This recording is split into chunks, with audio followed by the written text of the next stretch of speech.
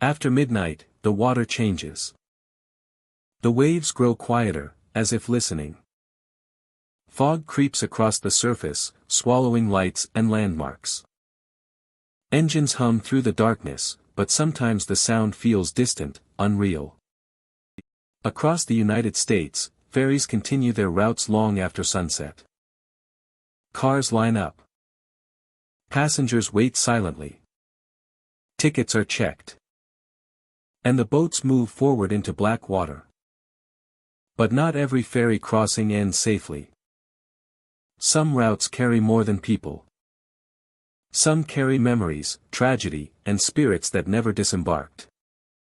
Passengers report footsteps on empty decks, voices calling from the fog, and figures standing at the rail who vanish before reaching the shore. Tonight, we travel through the most haunted midnight ferry routes in the United States. Routes where the water remembers the dead, and the past still rides along.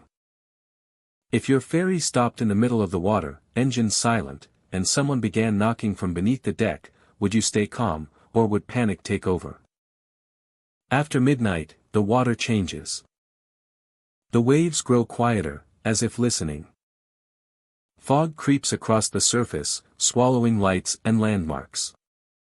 Engines hum through the darkness, but sometimes the sound feels distant, unreal. Across the United States, ferries continue their routes long after sunset. Cars line up. Passengers wait silently. Tickets are checked. And the boats move forward into black water. But not every ferry crossing ends safely. Some routes carry more than people. Some carry memories, tragedy, and spirits that never disembarked.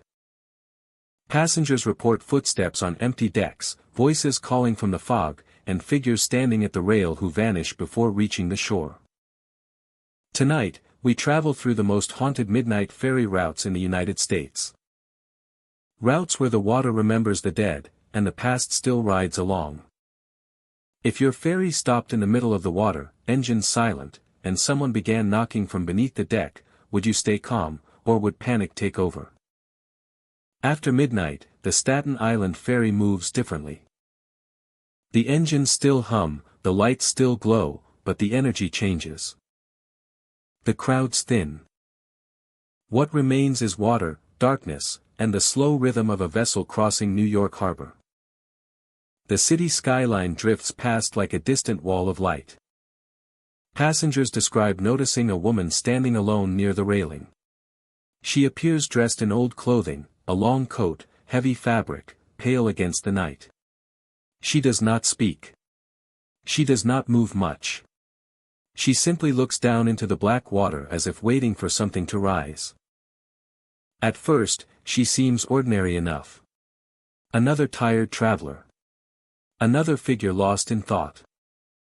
Then something feels wrong. Crew members say she is often noticed only after the ferry has already left the terminal. No one remembers her boarding. No sound of footsteps approaching the rail. When someone looks away and looks back, she is gone. The space where she stood is empty, the railing cold to the touch. No movement. No explanation. Those who search the deck report something stranger still. Wet footprints appear on the metal floor, dark and clear, as if someone had stepped up from the water itself. The prints lead forward for a few steps, then stop abruptly. There is no trail away. No sign of where they go. By the time the ferry reaches Manhattan, there is no trace left behind. The footprints dry. The deck returns to normal. The crossing ends. For crew members who work these routes night after night, the stories blur together. Different faces tell the same details. The same position at the railing. The same stillness. The same disappearance. Others say she never moves at all. No one agrees on her face. Some remember it clearly. Others cannot recall any features. The harbor itself carries memory. Beneath the surface lie centuries of traffic, loss, and passage. Ships have come and gone. Storms have claimed lives. The water holds what the city forgets. On quiet nights, the ferry seems suspended between worlds. Not fully part of Staten Island. Not yet part of Manhattan. Just drifting in between. That is when the sightings occur. A deckhand once noticed water pooling near the railing after a calm crossing. There had been no rain. No waves breaking over the side. The water gathered briefly, then drained away on its own. Another crew member reported hearing footsteps behind him while checking the deck, slow and deliberate. When he turned, the space was empty, except for a faint dampness on the floor. Passengers who experience the encounter rarely speak loudly about it. They describe a sudden heaviness in the air. A sense of attention. As if something unseen is standing close. The woman never approaches anyone. She never gestures. She never asks for help. She only watches the water. Some believe she is tied to an old accident. A passenger lost long ago. A crossing that never finished. Others say she appears older than the ferry itself, a remnant of a time before engines and schedules. There is no single origin story. Only repetition. Night after night, crossing after crossing, the same quiet figure appears and disappears without disruption. No alarms sound. No emergency stops are made. The ferry continues its route, steady and unbroken. The city does not notice. For commuters riding during the day, the ferry is routine. A floating corridor between boroughs. The water reflects the lights in broken patterns. The wind carries distant sounds. The deck feels larger, emptier. Those who stand at the railing sometimes feel an urge to look down longer than necessary. To listen. Crew members say the ferry feels heavier on nights when the woman appears, as if carrying an extra presence that does not show on any manifest. Yet nothing ever happens. No one is harmed. No disruption follows. By morning, the stories feel unreal. The decks are crowded again. Laughter returns. The harbor looks ordinary. But those who have seen her never forget the moment when the quiet deepened and the figure stood alone against the railing, unmoving, patient. They remember the way she seemed unfinished, as if waiting for the crossing to end in a different place.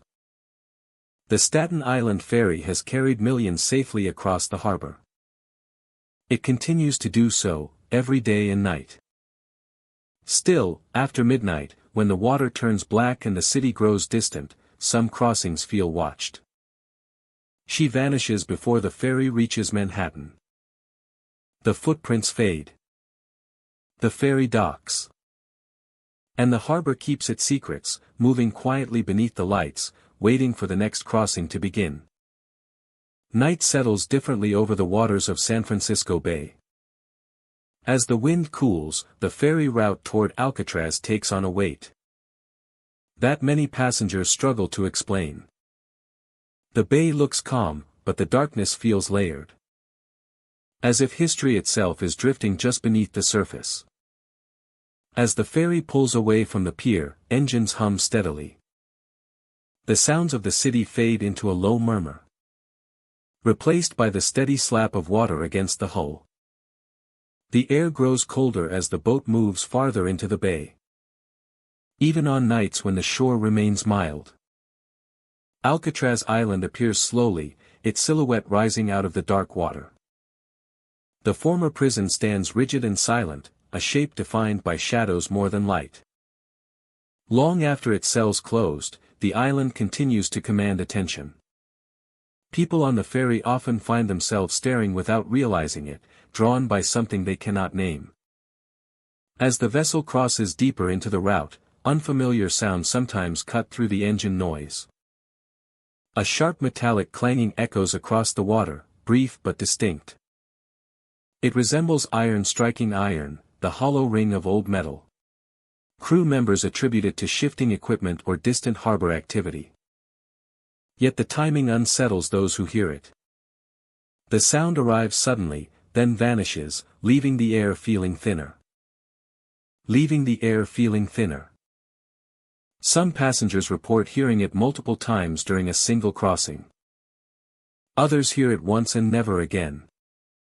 The effect is the same. Conversation falters. People glance around, searching for a source that never reveals itself. The bay absorbs the sound as quickly as it appears. There are stories of screams carried on the wind, distant and indistinct. Many dismiss it as imagination, or the cries of seabirds distorted by night air. Yet even skeptics admit that the sound does not quite match anything familiar. The ferry continues forward, cutting through dark water that reflects little light. Cold spots move across the deck, sudden and localized. One moment the air feels normal, the next it chills sharply, as if the temperature has dropped only around a single person. These cold patches pass quickly, leaving behind a lingering sense of unease. Crew members have grown used to such reactions. They have heard countless accounts over the years. Passengers report dizziness, tightness in the chest, or an unexplained urge to leave the deck. Some feel watched, even when they stand alone beneath open sky. Others describe a pressure, like standing too close to something unseen. The history of Alcatraz weighs heavily on the crossing. For decades, prisoners arrived by boat, often in silence, their futures narrowing with each passing minute. The ferry route was the final stretch of freedom, the last view of open water before confinement. That memory seems to cling to the air, as if the bay remembers every journey made against hope. At night, the island feels closer than it should. The distance across the water seems compressed, as though time itself has folded inward. The lights on the prison grounds glow faintly, casting long reflections that tremble on the surface of the bay. The water beneath looks deeper, darker, more absorbing.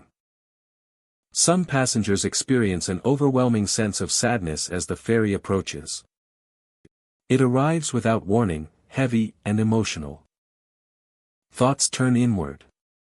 Words feel unnecessary. The atmosphere encourages silence, and many surrender to it willingly. Others feel something sharper. A sudden fear that has no clear cause. Heartbeats quicken. Breathing becomes shallow. These sensations fade once the ferry nears the dock, but the memory remains, vivid and difficult to dismiss. As the boat slows, the sounds return. Another metallic clang. A faint echo that seems to come from nowhere and everywhere at once. The wind shifts, and for a moment, the cold intensifies, wrapping around exposed skin before retreating again into the night. Passengers step off the ferry carrying more than they brought with them. Some laugh nervously, eager to break the tension. Others remain quiet, glancing back at the water as if expecting something to surface. The bay resumes its calm appearance, betraying nothing of what was felt during the crossing. Those who return on later ferries often report the same sensations, as if the route itself holds memory. The water, the wind, the darkness, all combine to create an experience that feels less like travel and more like passage. Skeptics point to natural explanations. Temperature changes, acoustics over open water, the power of suggestion. Yet even they admit that the Alcatraz ferry route feels different after dark. The bay behaves in ways that are difficult to predict. Sound travels strangely. Cold arrives without warning. What lingers most is the sense that the crossing is shared with more than living passengers. Not in any visible way, but in feeling. The weight of history presses close, reminding those aboard that the water once carried lives toward isolation and despair. As the ferry departs again, leaving Alcatraz behind, the air gradually warms. The air gradually warms. City lights reappear, and the bay feels like water once more rather than memory. Yet the experience stays with those who felt it. The Alcatraz ferry route is short in distance, but long in impression. After dark, it becomes something else entirely. A moving space where sound, cold, and emotion converge. Where history seems to whisper through metal and wind. Passengers rarely forget the crossing. The water closes behind the ferry, smooth and unreadable. The night holds its secrets. And the route remains, waiting for the next crossing. And the next set of listeners drifting quietly across the darkened bay. By day, the ferry at Clinton moves quietly across the river. The water is calm, reflecting open sky and tree-lined banks. Engines hum steadily. Cars line up, passengers wait, and the crossing feels ordinary. It is a short journey, familiar to locals, almost forgettable. Darkness settles heavily over the water, muting sound and flattening distance. Shorelines blur into shadow. Navigation lights glow softly, cutting narrow paths through the black surface. The same crossing that felt routine in daylight begins to carry a quiet tension. This is when the stories begin. Crew members have spoken of brief moments when the engine hesitates mid-crossing. Not a full failure, not a clear malfunction. Just a pause. A subtle loss of power that lasts a second or two, long enough to be noticed, short enough to defy explanation. In those moments, the ferry drifts. Passengers feel it first as stillness. The vibration beneath their feet changes. Someone looks up, sensing the shift without knowing why. The river seems to hold the vessel in place, as if waiting. Lights sometimes flicker. Not a total blackout, but a dimming, a soft pulse that moves through the deck lamps and the cabin glow. Reflections on the water waver, stretch, then return to normal. The engine resumes, the ferry continues, and the crossing finishes as planned. The feeling lingers. Passengers have reported seeing figures along the shoreline during these night crossings. Shapes that resemble people standing near the water. Still. Upright. Watching. They appear briefly, then vanish as the ferry moves on. These shorelines are uninhabited. There are no houses there. No docks. No paths leading down to the river. During the day, nothing suggests regular human presence. At night, the darkness reveals something else, or perhaps hides it just enough to let the imagination fill the gaps. Those who notice the figures often question themselves. Was it a trick of shadow? A tree branch caught at the right angle? A reflection that looked too solid? By the time they look again, the shoreline is empty. Silent. Unchanged. Crew members hear these reports often enough to recognize the pattern. They do not dismiss them outright. They listen, nod, and move on with their duties. The ferry keeps its schedule. The crossings continue. The river remains calm. Yet some crew members have their own stories. They speak of moments when the shoreline feels closer than it should. When sound carries oddly across the water. When the sense of being observed becomes difficult to ignore. These feelings arrive without warning and leave just as quietly. The river itself has a long memory. Before ferries, before engines, this water carried people, goods, and history. Rivers witness centuries without marking them clearly. What passes over them disappears, but the motion never fully fades. Local history offers fragments. Old crossings. Lost boats. Accidents spoken of quietly, without detail. Names that surface in records and then vanish. The river does not explain itself. It only flows. At night, time seems less fixed on the water. Distances distort. Sounds arrive late or early. A splash echoes longer than expected. The ferry lights carve out a moving island of clarity surrounded by darkness. When the engine stalls briefly, the silence feels intentional. Not threatening. Not dramatic. Simply present. The kind of silence that draws attention inward. Passengers become aware of their breathing, the hum of the night insects, the slow movement of the current beneath them. Then it passes.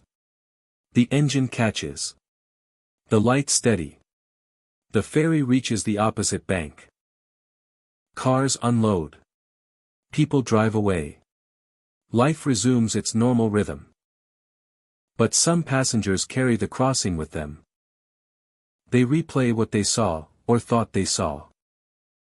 A moment when the ferry seemed to hesitate, as if acknowledging something unseen. The experience feels too uncertain to share confidently.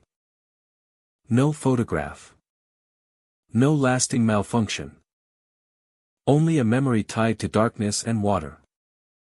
The ferry operates as it always has.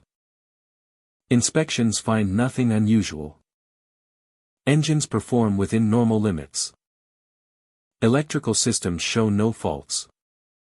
By daylight, the crossing offers no hint of mystery. This contrast gives the stories their power. Nothing is wrong, yet something feels different. Nothing is broken, yet something interrupts. The river behaves as expected, except when it does not. Those who cross regularly notice patterns. The flickering lights occur only at night. The brief engine stalls happen mid-river, never near the banks. The figures are always on the shoreline, never moving toward the water. Always watching. No one claims certainty. There are no declarations of haunting, no official explanations offered. The stories exist in conversation, passed quietly between locals, crew, and occasional passengers who choose to speak. The ferry remains a practical thing. It carries people from one side to the other. It runs on schedule. It does its job. Yet at night, it also carries something else. An atmosphere. A pause. A sense that the river is not empty, even when it appears so. Perhaps the figures are nothing more than reflections and shadows. Perhaps the engine hesitations are minor mechanical quirks amplified by darkness. Perhaps the human mind fills silence with meaning. Or perhaps the river remembers. Rivers have always been places of crossing, separation, and return. The Clinton ferry continues to move across calm water by day. At night, it moves through something less defined. Lights flicker briefly. Engines stall for a moment. Figures appear where no one lives. Then the crossing ends. The night closes in behind it. The river keeps its secrets. And tomorrow, by daylight, nothing will seem out of place. Late at night, when the wind softens and the Gulf air turns heavy, the water grows quiet. The horizon fades. Engines hum through layers of fog that swallow sound and distance alike. On these crossings, the familiar route can feel suspended between places. The Boulevard ferry runs day and night, carrying cars, trucks, and weary travelers across the bay. By daylight, it is routine and reliable. By night, especially when fog settles thick on the water, the ferry becomes something else. Drivers who take the late crossing speak of an uneasy stillness. Headlights glow in rows, reflecting off damp metal and drifting mist. Footsteps echo differently at night. Conversations drop to whispers, as if sound itself might carry too far. Some drivers say the first sign is a feeling rather than a sight. A sense of being watched from just beyond the edge of vision. They glance in their mirrors and see shapes near their cars, small figures standing close to the railings or beside the tires. Children. The reports are consistent in their uncertainty. They are silent. They do not move. Their outlines blur with the fog, pale against the darkness. Drivers blink, turn their heads, and look again. The space is empty. No footsteps. No sound of running. No doors opening. Just the slow roll of the ferry and the hush of water below. Some drivers dismiss it as exhaustion or shadow. Others say the feeling lingers long after the crossing ends. Working nights on the ferry means learning every sound the vessel makes. The rhythm of engines. The click of metal cooling. The low crackle of radios tuned to active channels. Over time, these sounds become familiar enough to fade into the background. That is why certain moments stand out. Crew members describe radios that suddenly carry voices without signal. Not static. Not interference. Clear fragments that do not belong to any channel in use. Sometimes it is laughter. Sometimes it sounds like a child speaking softly. The words are indistinct, as if spoken from far away.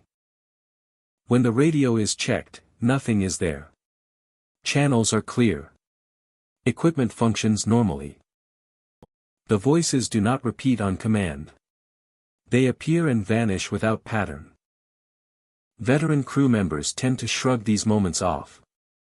The bay is old. The weather plays tricks.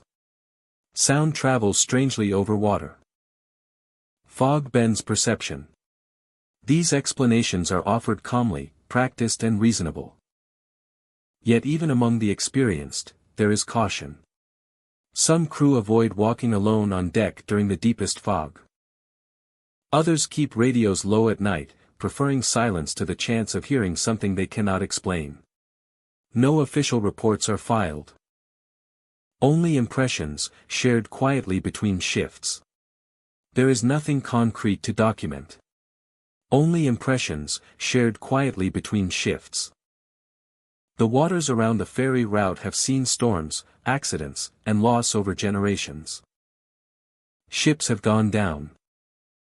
Weather has turned without warning. Lives have been changed in moments when visibility vanished and navigation failed. At night, with the fog thick and the lights muted, the ferry passes through this history without ceremony. The water gives no sign of what it holds. The surface remains smooth, dark, and unreadable. Passengers sometimes notice children on board during the day. Families travel the route often. Laughter and movement feel natural then. But at night, when the deck is quiet and the fog closes in, the presence of children feels out of place. The contrast unsettles people. Drivers report stepping out of their vehicles to stretch, only to sense someone standing just behind them. They turn, expecting a family or a crew member. No one is there. The deck feels suddenly larger, emptier, and colder than before. Most people say nothing. The crossing is short. The shore appears. Engines slow. Cars roll forward. Life resumes. Some return home with the memory fixed in place. They replay the moment. The shape near the car. The voice on the radio. The feeling of not being alone. Fog has a way of erasing boundaries. It blurs edges and softens distance. The mind fills in gaps the eyes cannot. But those who experience something unusual on the ferry often insist it feels different from imagination. The impressions arrive fully formed, without effort.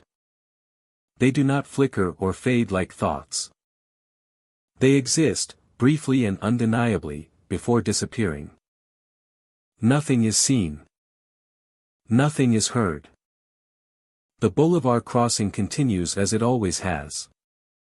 And then there are nights when the fog thickens, when sound carries strangely, when headlights reflect off nothing but white air.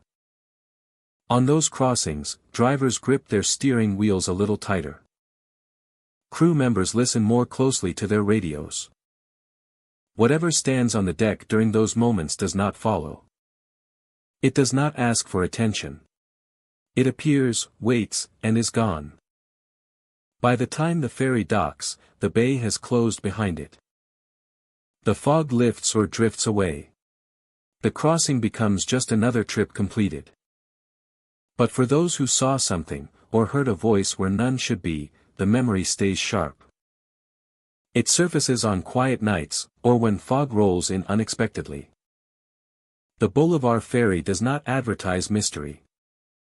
It does not pause for stories. It simply carries people across dark water, night after night. And sometimes, according to those who have been there, it carries something else too. The crossing to Mackinac Island ferry is usually brief and uneventful, a ribbon of water cut by engines and light. During the day, laughter carries across the deck, cameras click, and the shoreline slips away in clean lines. At night, the same route feels different, as if the lake itself has decided to hold its breath. After midnight, the water grows unnaturally still. The ferry eases forward through a darkness that seems deeper than the sky above it. The wake fades quickly, swallowed by black water that reflects almost nothing. Lights on deck cast pale circles that end abruptly, leaving long corridors of shadow between railings and doors. It is in these hours that stories begin. Crew members speak quietly of nights when the air feels crowded despite the empty seats. Passengers lingering on late crossings describe a sense of being watched, not from the shoreline, but from within the vessel itself. The ferry moves, yet something lingers behind, pacing its progress. Footsteps are often the first sign. They sound measured and close, following at a distance that never changes. When a passenger stops, the sound stops. When they walk again, it resumes, always just out of sight. Deckhands check the stairs and passageways, finding nothing but the hum of machinery and the low slap of water against steel. The narrow corridors below deck amplify every noise. A hand on a railing becomes a scrape. A loose latch becomes a knock. In the early hours, these ordinary sounds take on unfamiliar weight. More than one traveler has reported the feeling of hands brushing past them, light and fleeting. As if someone were squeezing by in a space too tight for comfort. No one is ever there. The ferry has a long memory. For generations, it has carried people across the Straits of Mackinac in all weather, through fog and sudden storms, through calm nights and restless seas. The lake has claimed vessels before, and the stories of those losses cling to the water. Some believe the ferry carries echoes of crossings that never ended as intended. It arrives without warning, moving along the deck like a breath. Jackets are pulled tighter. Conversations trail off. The temperature change feels personal, selective, as though the cold is choosing who to touch. On certain nights, the lights flicker. The effect is brief, barely noticeable, yet it changes the mood. Shadows jump. Reflections in windows shift. Faces momentarily appear older, paler, less familiar. The lights stabilize, and everyone exhales, embarrassed by their own unease. Yet the feeling remains. Crew members, used to the lake's moods, admit there are crossings they do not like. They speak of doors that open and close on their own, of radios that crackle with static despite clear channels, of the faint impression that someone is standing just behind them when they are alone at the helm. One captain described a moment when the ferry slowed without command. The engines responded normally, the gauges showed no fault, but the vessel hesitated, as if resisting the pull toward shore. Then it moved again, smoothly, leaving no explanation behind. Passengers sometimes see figures near the railings. They appear as silhouettes, darker than the night around them. When approached, they fade into the shadows cast by equipment and lifeboats. The mind searches for reason, for a trick of light or fatigue, but the image lingers longer than it should. The lake remains silent. Water stretches outward, flat and reflective, refusing to reveal what lies beneath. The ferry glides on, its path marked only by the soft churn of engines. The shoreline lights of Mackinac Island seem distant, as though the crossing has lengthened without warning. Inside the cabin, the air grows heavy. A sense of pressure settles in the chest, subtle but persistent. Time feels slow. Watches are checked repeatedly. Minutes slip past unnoticed, then rush forward all at once. People shift in their seats, suddenly eager to disembark. There is a moment, just before arrival, when the tension breaks. The island lights brighten. The dock comes into focus. The ferry aligns itself with practiced precision. As the engines idle, the strange sensations lift. Leaving behind only questions and a faint embarrassment at how easily nerves were unsettled. Yet the relief is never complete. Those who experienced the crossing carry it with them. They remember the footsteps that matched their pace. The brush of something unseen. The cold that moved like a living thing. They recall the feeling that the ferry was not empty, even when the manifest said otherwise. The stories continue because the lake continues. Every night, ferries trace the same route across dark water. Most crossings pass without incident. Most passengers never feel a thing. But after midnight, when the water grows still and the world narrows to the glow of deck lights, the boundary between ordinary travel and something older feels thin. The ferry keeps its schedule. It does not acknowledge the footsteps or the shadows. It does not slow for the cold or the sense of being followed. It moves forward, steady and reliable, carrying people across a stretch of water that has watched centuries of crossings come and go. Some say the lake remembers them all.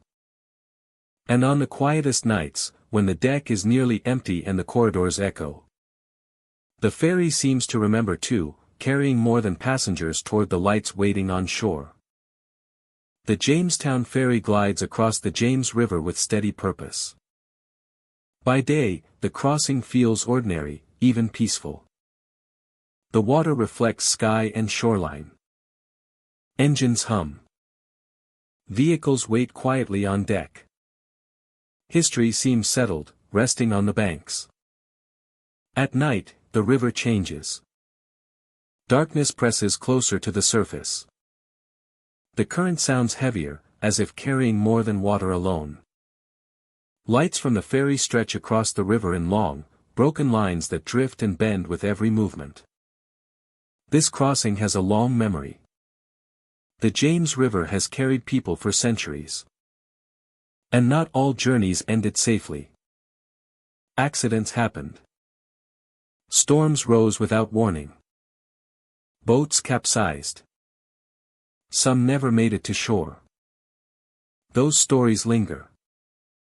Passengers riding after sunset sometimes hear splashing sounds beside the ferry.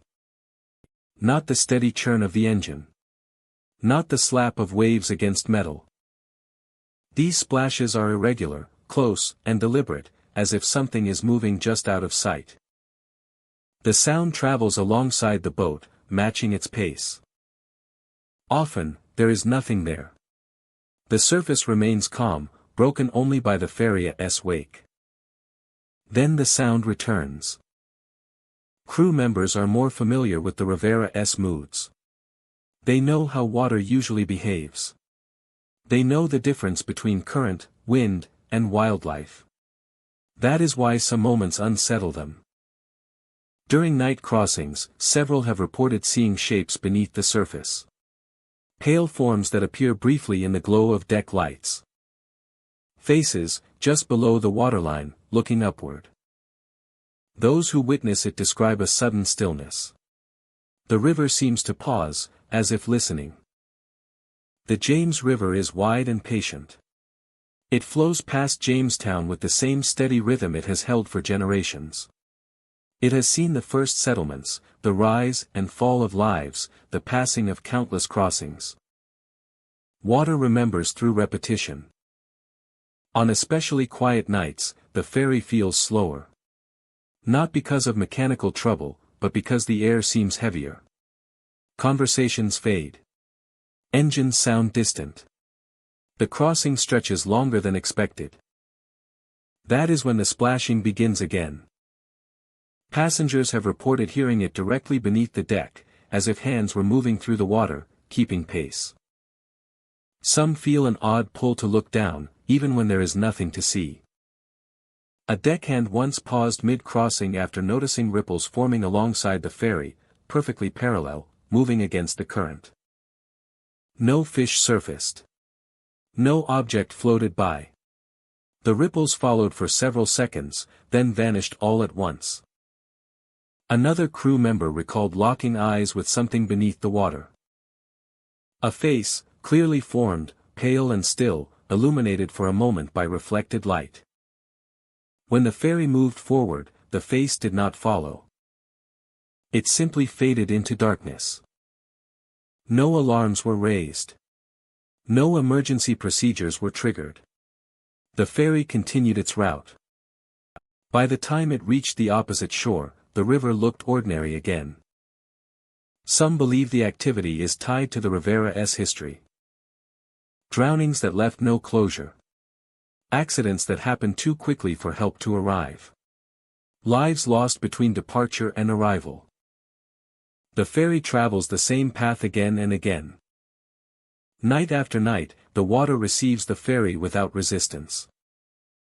It carries the sound of engines. It accepts the weight of the vessel. But it does not release everything it holds. Faces beneath the surface are never clear enough to identify. No age. No expression. Only the suggestion of awareness. Passengers who experience these moments often struggle to explain them later. The memory feels fragile, like a dream that fades upon waking. Yet the unease remains. Crew members speak quietly among themselves. Stories overlap. Details match. The same splashing. The same positions along the hull. The same fleeting faces. Stories overlap. Details match. The same splashing. The same positions along the hull. The same fleeting faces. The same positions along the hull. The same fleeting faces. The same fleeting faces. The Jamestown Ferry continues to operate as it always has. It carries cars, families, workers, and tourists across the river without incident. Schedules are kept. Safety records maintained. Schedules are kept. Safety records maintained. But after sunset, when the river darkens and the shoreline fades. But after sunset, when the river darkens and the shoreline fades. Some crossings feel watched. The water reflects the ferry's lights in broken fragments, as if something beneath is shifting the surface from below. The splashing returns, close and measured. Those who look into the water sometimes feel the presence of eyes looking back, just beyond visibility. Then the ferry reaches the dock. Engines slow. Ramps lower. People disembark. The moment passes.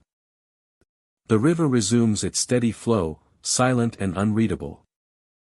By morning, the crossing is uneventful once more. Sunlight fills the deck. The water looks harmless. History feels distant. Yet the James River continues to move beneath the surface, carrying memory with every current. The Jamestown Ferry crosses it again and again, unaware of what watches from below, or perhaps simply accepting that some journeys never truly end.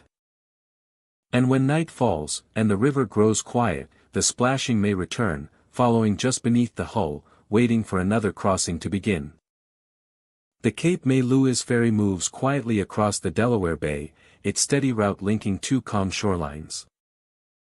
By day, the crossing feels ordinary, even peaceful. But after midnight, when the water darkens and the horizon dissolves, the journey takes on a different character. Late-night crossings often begin without warning. Passengers board under soft lights. Engines rumble to life, and the ferry pulls away from the dock with practiced ease.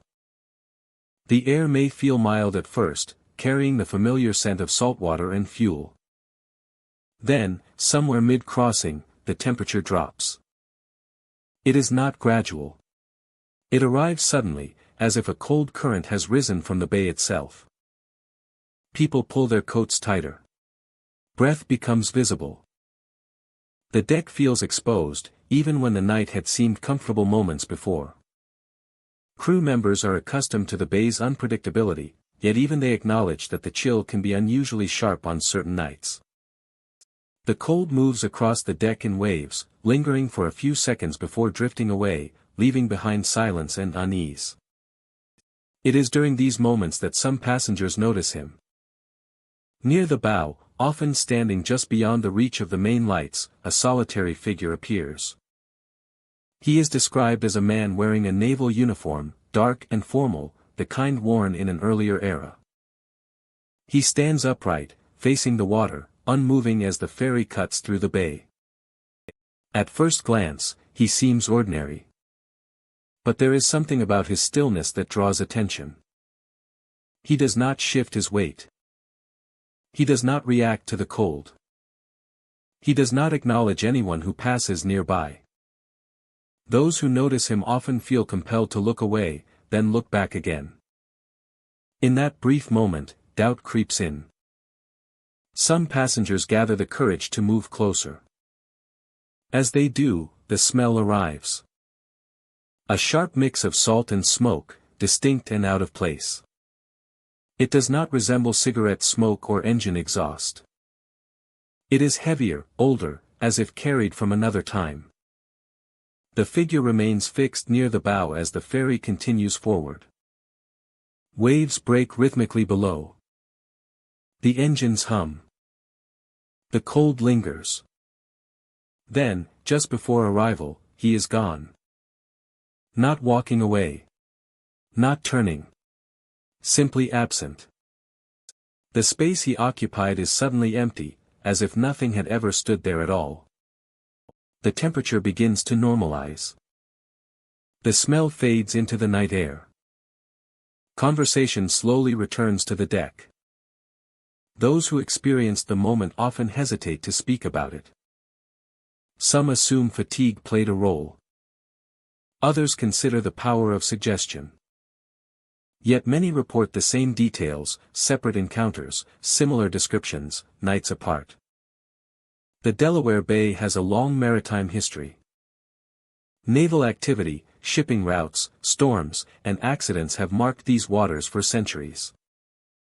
The ferry's path crosses areas once traveled by military vessels and patrol boats, especially during times of conflict. The bay remembers movement, loss, and duty. For some, the figure near the bow feels less like an apparition and more like a presence anchored to routine. Always standing watch. Always facing forward. Always vanishing before land is reached. Crew members rarely discuss such stories openly, but some admit to their own experiences. A sudden chill with no clear cause. The lingering smell of smoke when no source can be found. The sense that someone is standing just beyond peripheral vision. What makes the encounters unsettling is their restraint. There is no drama, no spectacle.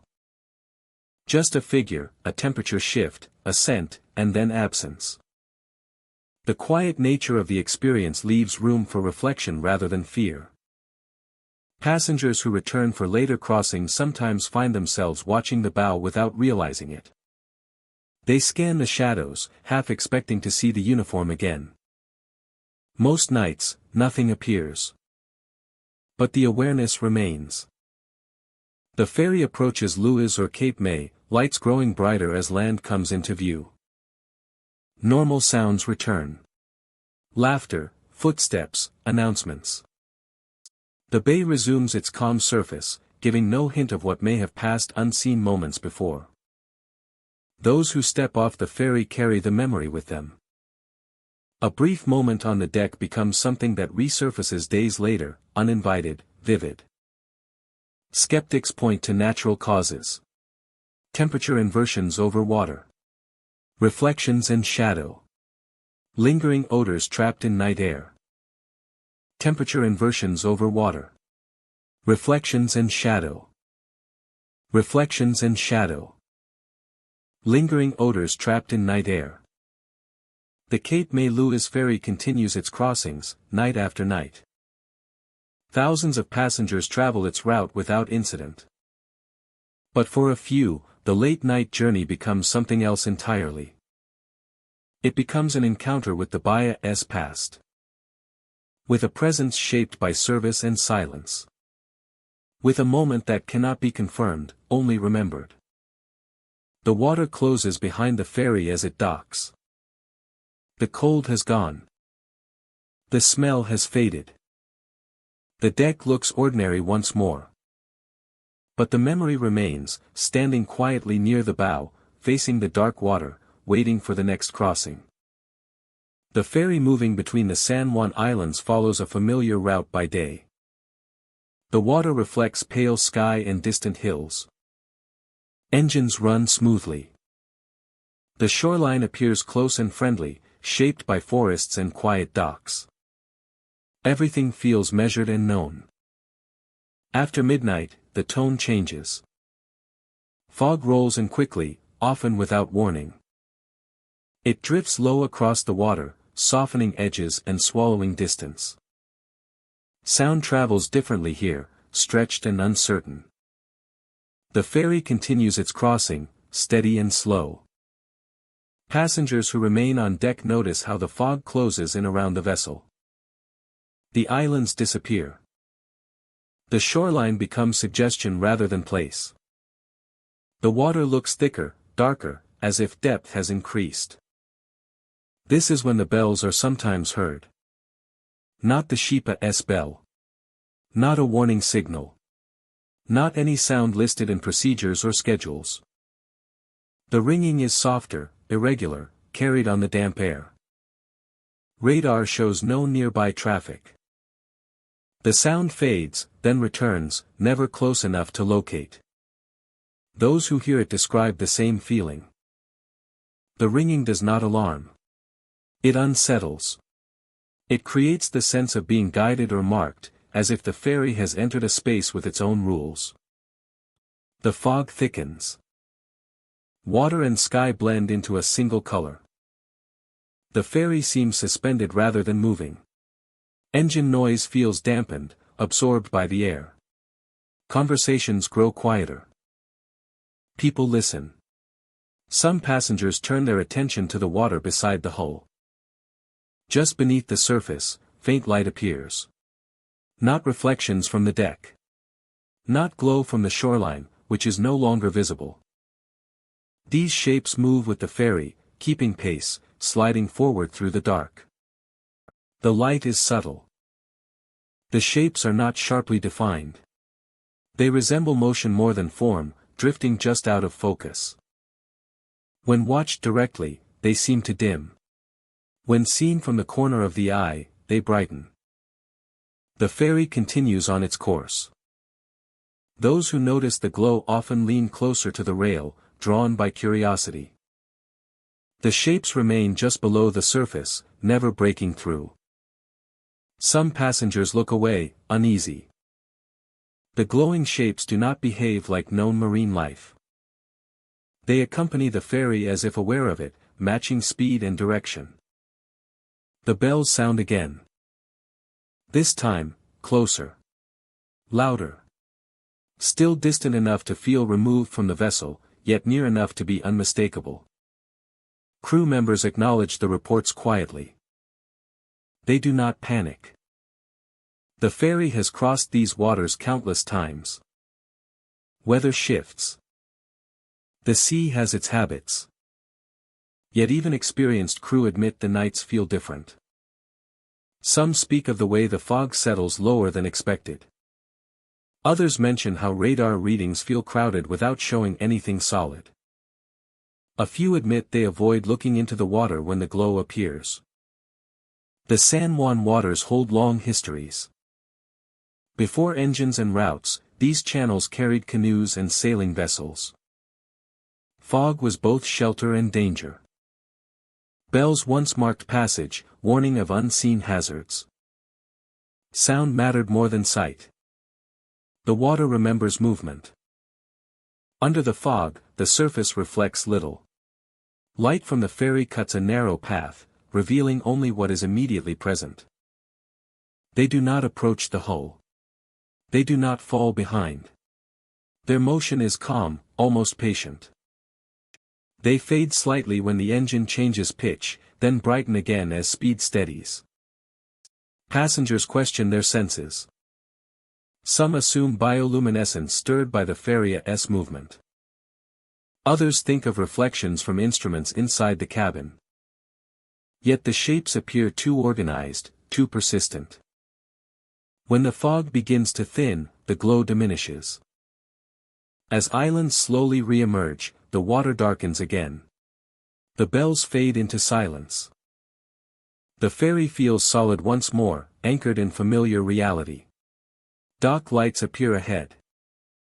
Cars unload. Passengers step onto firm ground. Conversations resume. The fog lifts just enough to reveal trees and quiet buildings. By daylight, nothing seems unusual. The route is ordinary. The water behaves as expected. There are no glowing shapes beneath the surface. No unexplained bells in the air. Yet those who experienced the night crossing remember it clearly. They recall the way sound traveled through fog. The way light moved beneath the water. The sense of accompaniment rather than threat. No official reports explain the bells. No maintenance logs note unusual readings. The ferry operates without incident, night after night. Still, the stories persist. Locals speak of certain crossings when fog arrives too quickly. When bells ring without source. When light follows just beneath the surface, visible only for a moment. The water between the San Juan Islands is known for its beauty. It is also known for its depth and complexity. Currents shift. Weather changes without warning.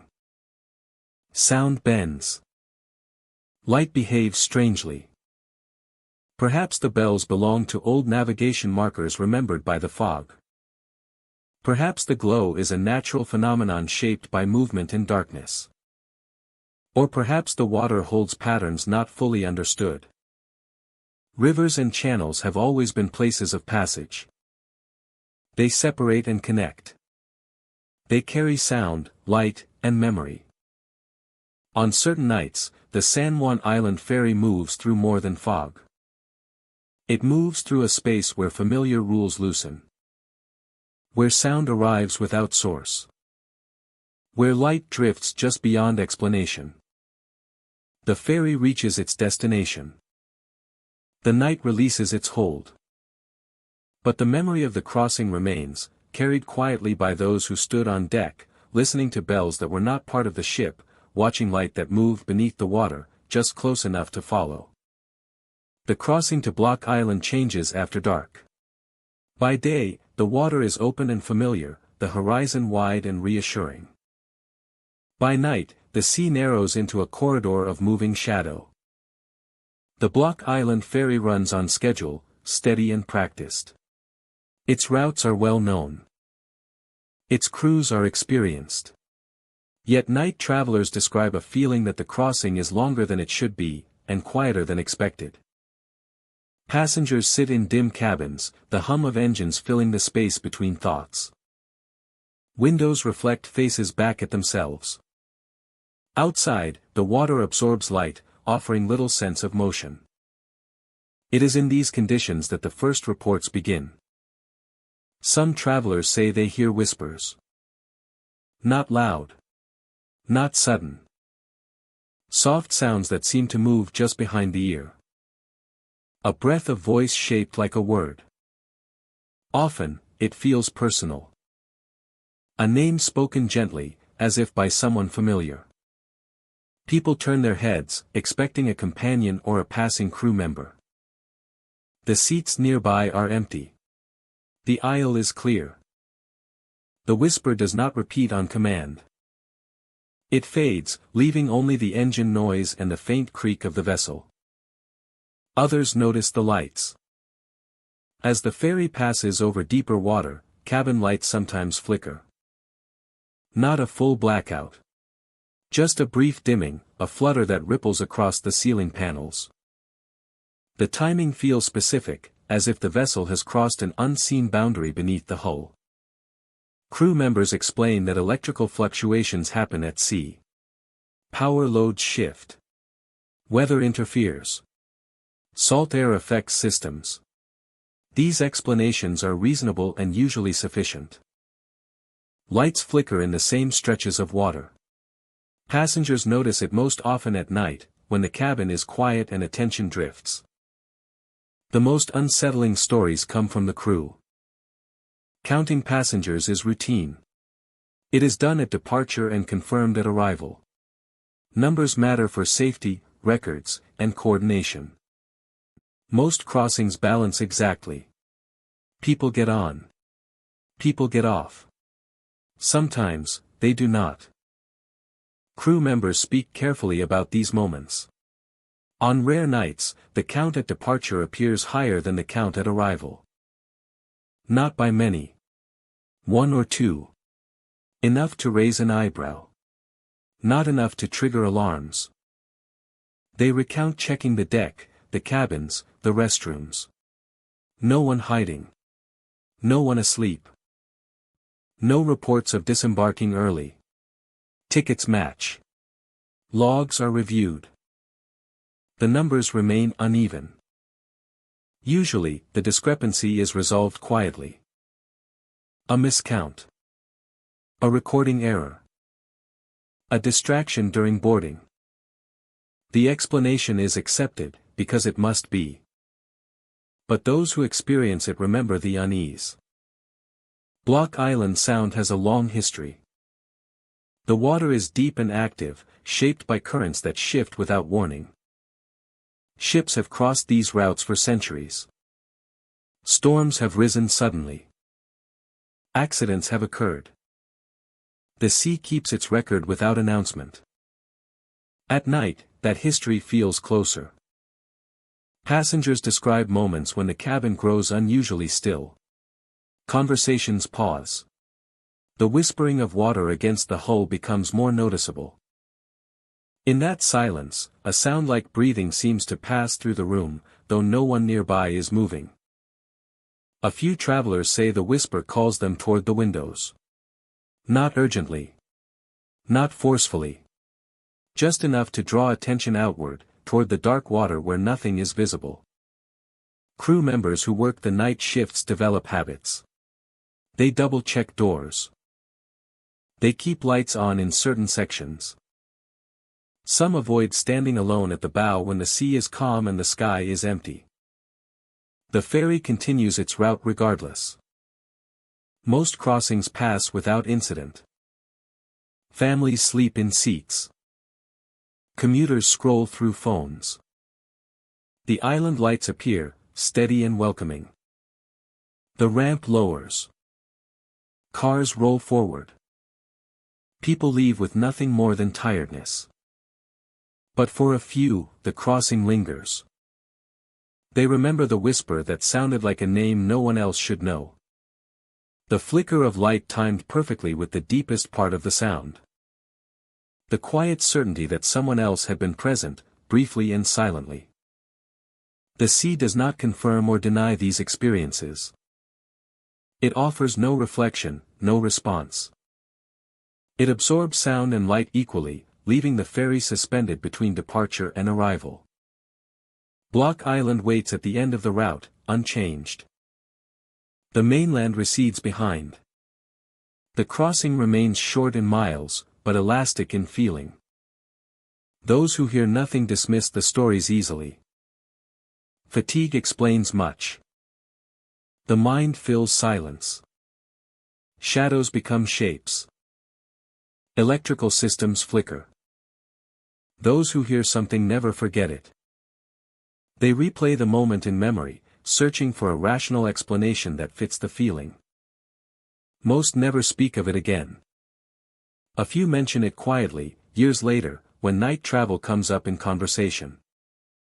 The ferry keeps its schedule. The crew does its work. The water moves beneath the hull as it always has. And on certain nights, when the sound is deep and the cabin lights dim just slightly, travelers listen more closely than they intend to. The whisper, if it comes, never asks for attention. It does not linger. It calls once, softly, and is gone. By the time the ferry docks, the moment has passed. The count is taken. The lights stabilize. The island receives its passengers. But the crossing leaves something behind. A question without urgency. A memory without proof. A sense that the journey across Block Island Sound is not always empty, even when it appears to be. The ferry moves on, carrying people through darkness and back again, night after night. And sometimes, according to those who listen, it carries voices the sea has not finished with yet. The crossing to Amelia Island Ferry is known for its simplicity. By day, the short ride slips across calm water bordered by marsh and sky. Pelicans drift low. The shoreline feels close enough to touch.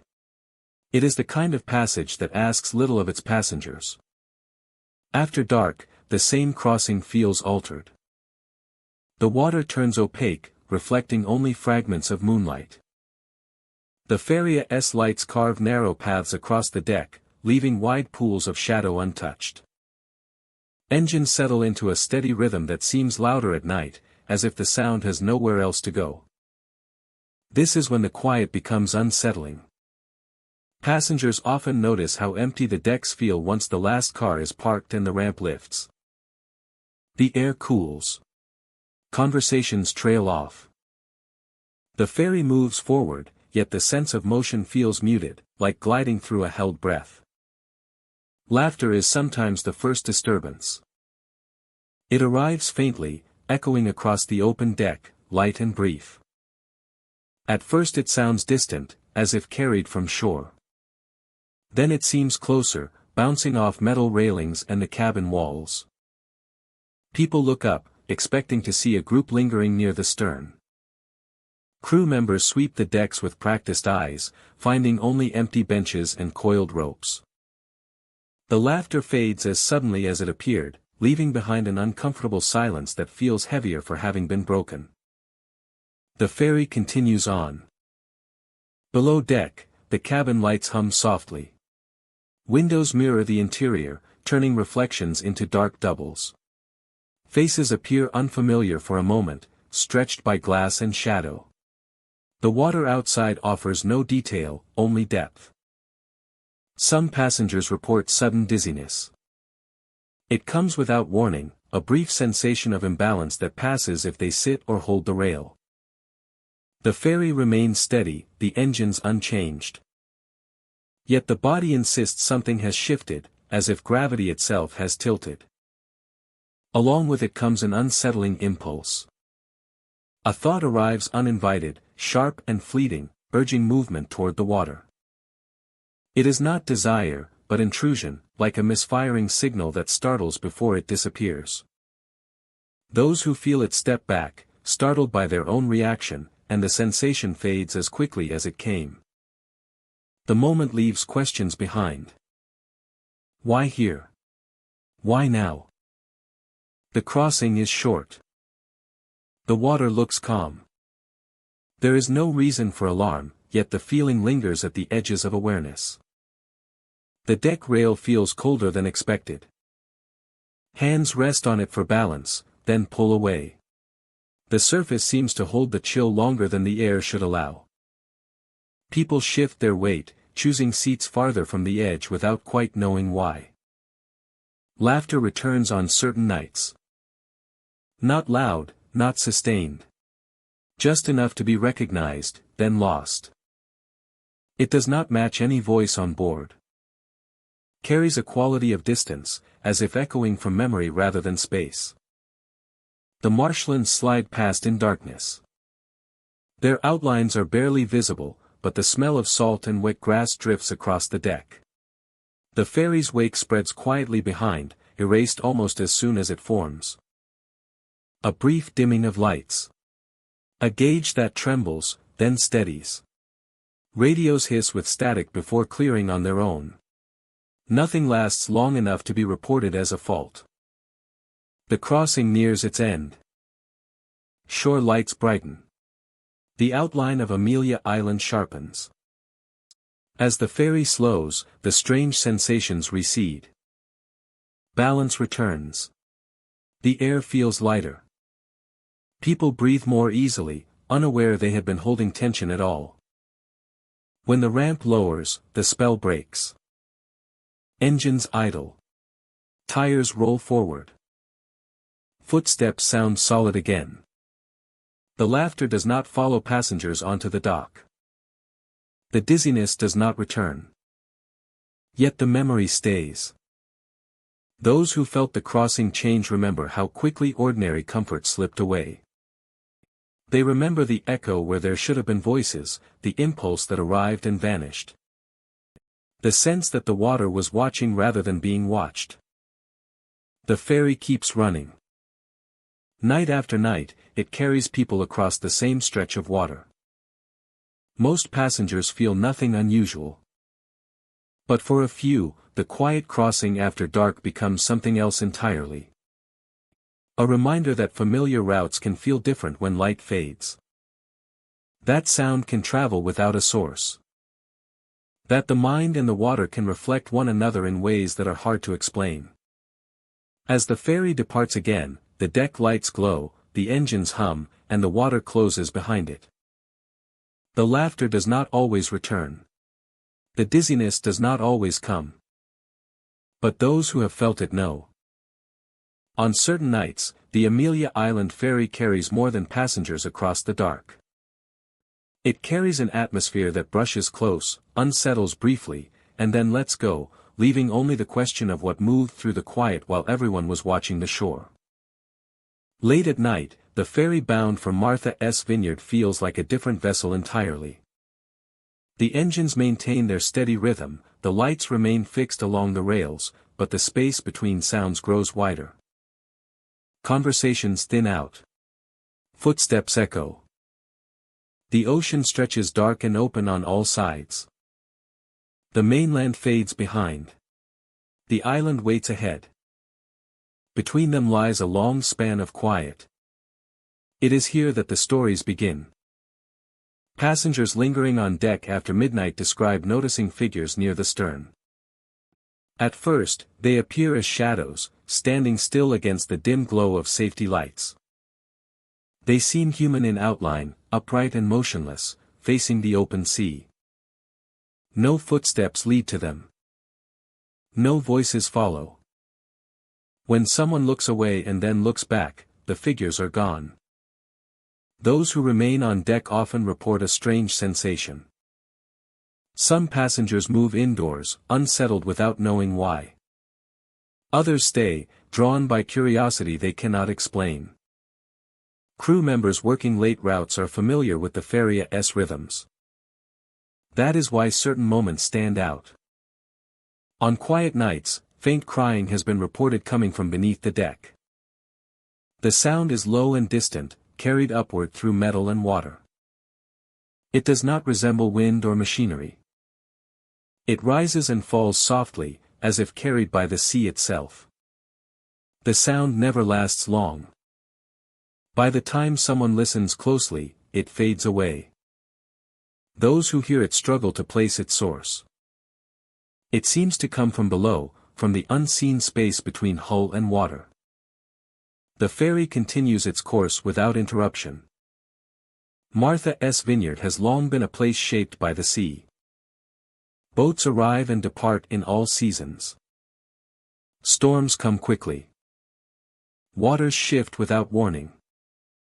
Over generations, lives have been tied to crossings that ended safely, and others that did not. The ocean does not forget. Late-night passengers sometimes notice reflections in the water that do not match the lights above. Shapes move just beyond clarity, breaking apart as the ferry passes. Nothing surfaces. Nothing remains. Yet the feeling of being watched persists.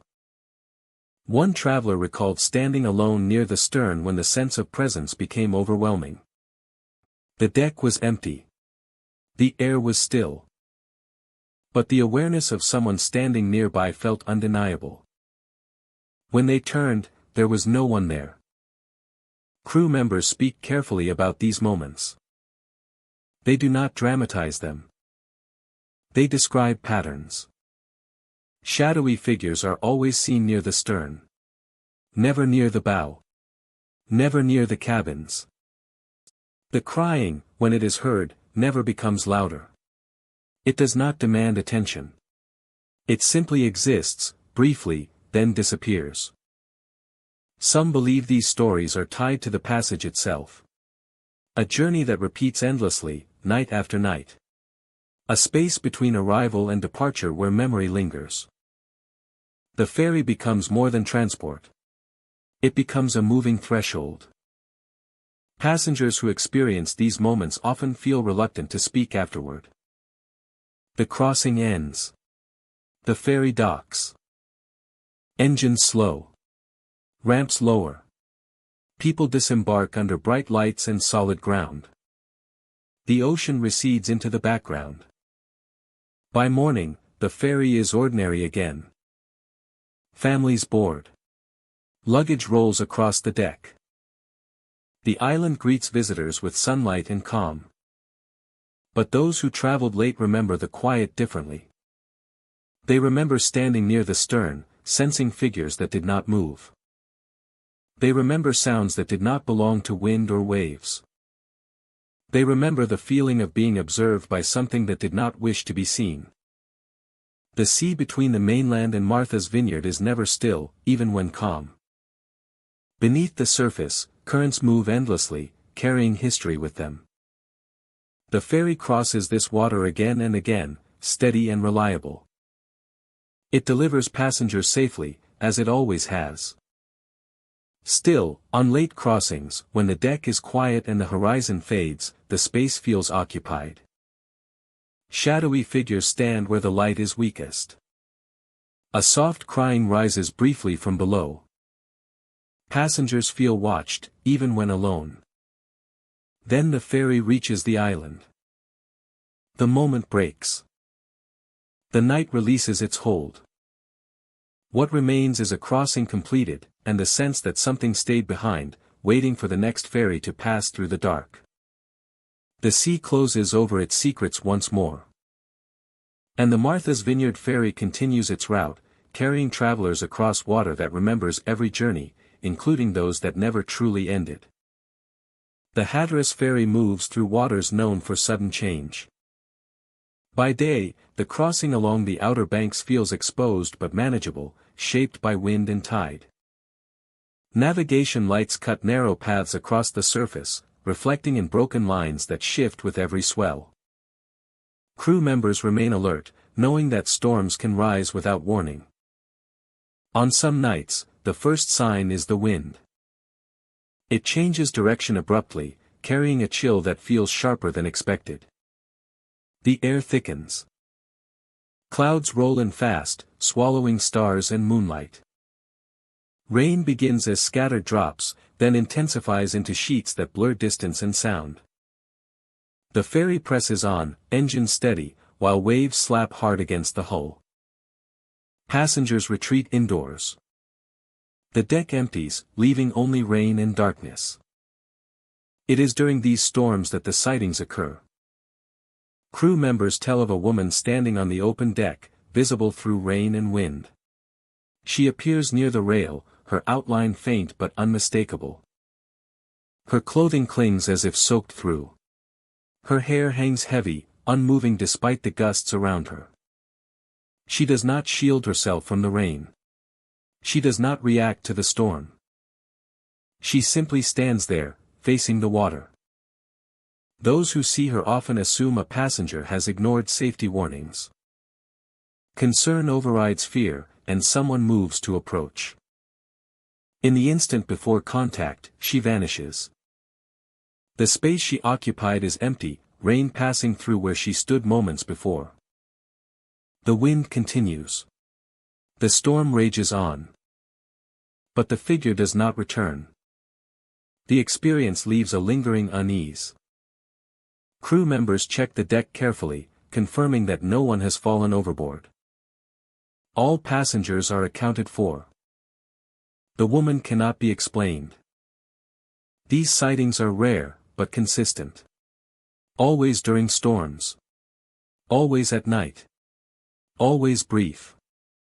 There are other stories tied to this route. Ones that come not through sight, but through sound.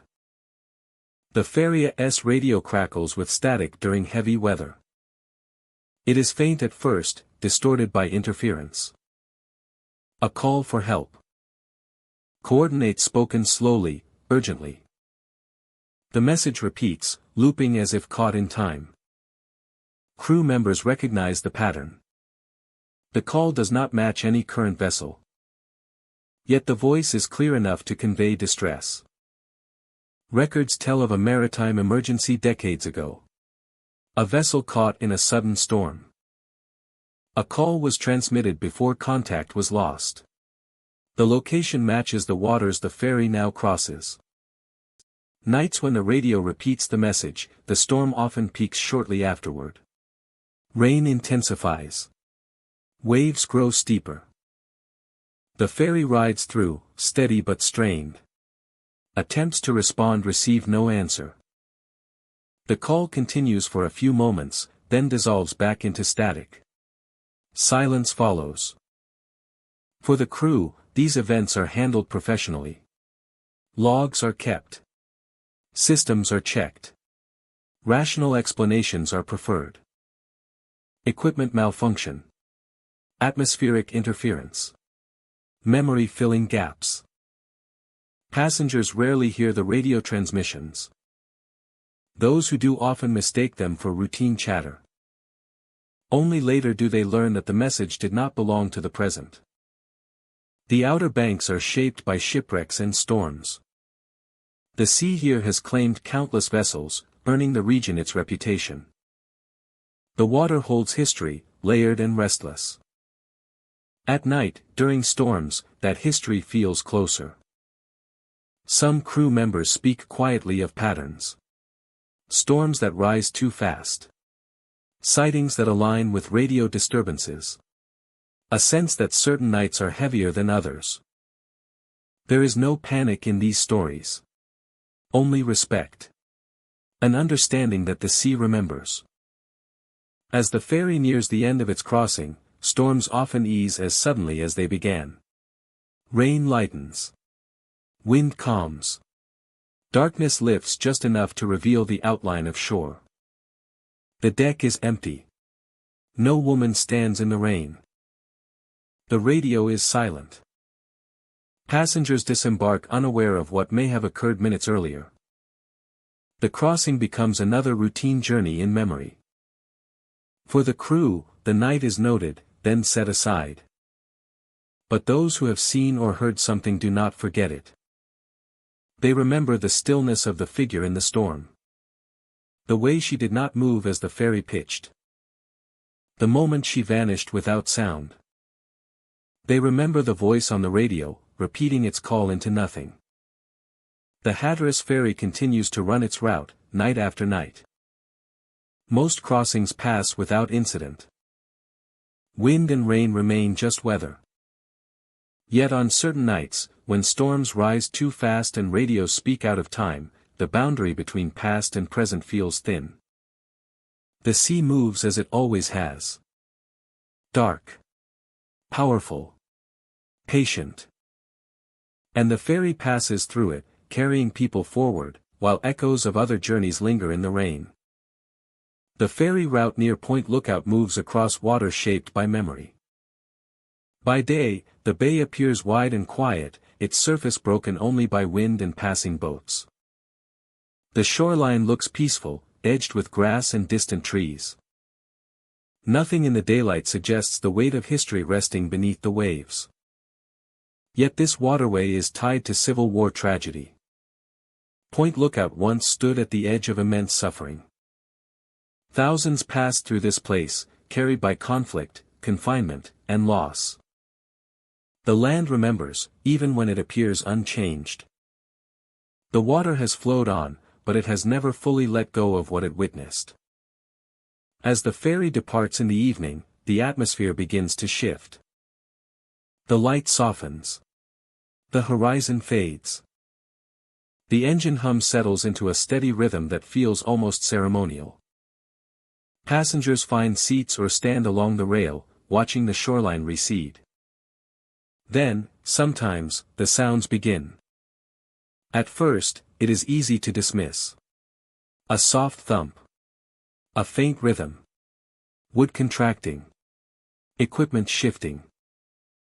The sound grows clearer, more deliberate. Footsteps. Evenly spaced. The footsteps pace the length of the vessel as if an unseen column is moving across it. The footsteps do not rush. They carry the weight of order and repetition. Step after step. The sound travels from one end of the deck to the other, then fades, only to return moments later. Conversations stop. Movement slows.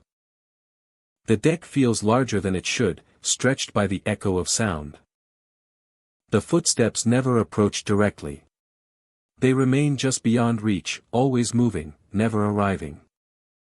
Crew members have heard the reports many times. They offer no dramatic explanation. Old ships make noise. Water carries sound. Memory can be powerful. Yet even experienced hands admit the pattern is unusual. The footsteps follow no mechanical rhythm. They feel human in their timing. As night deepens, another sight sometimes appears. Across the water, small points of light begin to move. Lantern-like glows drift just above the surface, steady and deliberate. They are not reflections from shore. They do not flicker like distant buildings. They move in lines, as if guided by unseen paths.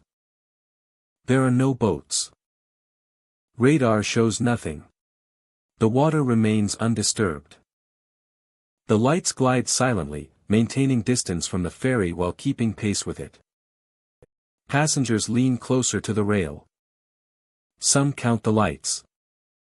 Others follow a single one, watching as it crosses an invisible line and fades.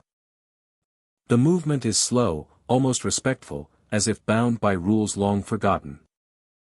The marching footsteps and the lantern lights never appear together for long. One fades as the other becomes noticeable. Sound and sight alternate, creating a sense of layered presence. The ferry feels less like a vessel moving through space and more like a witness passing through time. Point Lookout's history presses close here. During the war, this shoreline saw arrival and departure on a massive scale. Boats carried men toward uncertainty. Lanterns marked paths through darkness. Order was maintained through rhythm and command. Movement was constant, even when hope was not. The water absorbed these moments. At night, it seems to release fragments. Passengers often report a change in temperature when the footsteps are heard. The air feels heavier, cooler, as if the deck briefly opens into another season. The sensation passes quickly, leaving only awareness behind. No one feels threatened. The experience carries solemnity rather than fear. The footsteps do not rush or chase. The lights do not approach. They exist alongside the ferry, parallel and separate. Some passengers describe a sense of being observed. Not watched with intent, but acknowledged. As if the ferry's passage is recognized by something older than routine travel. The feeling fades once the shoreline grows closer again. The phenomena often stop. The footsteps fall silent. The lights dissolve into darkness. Dock lights appear ahead, bright and modern. Engines adjust. The crossing completes without incident. By the time passengers disembark, the deck feels ordinary once more. Those who experienced the crossing carry it quietly. Daylight reveals nothing unusual. The route looks calm. The water moves as it always has. There are no lanterns, no echoes of marching. History seems distant, contained in books and markers on land. Yet night crossings continue to produce the same reports. Footsteps heard by different passengers on different nights. Lights seen by those who did not speak to one another. Patterns repeated without announcement. Point Lookout does not advertise its past.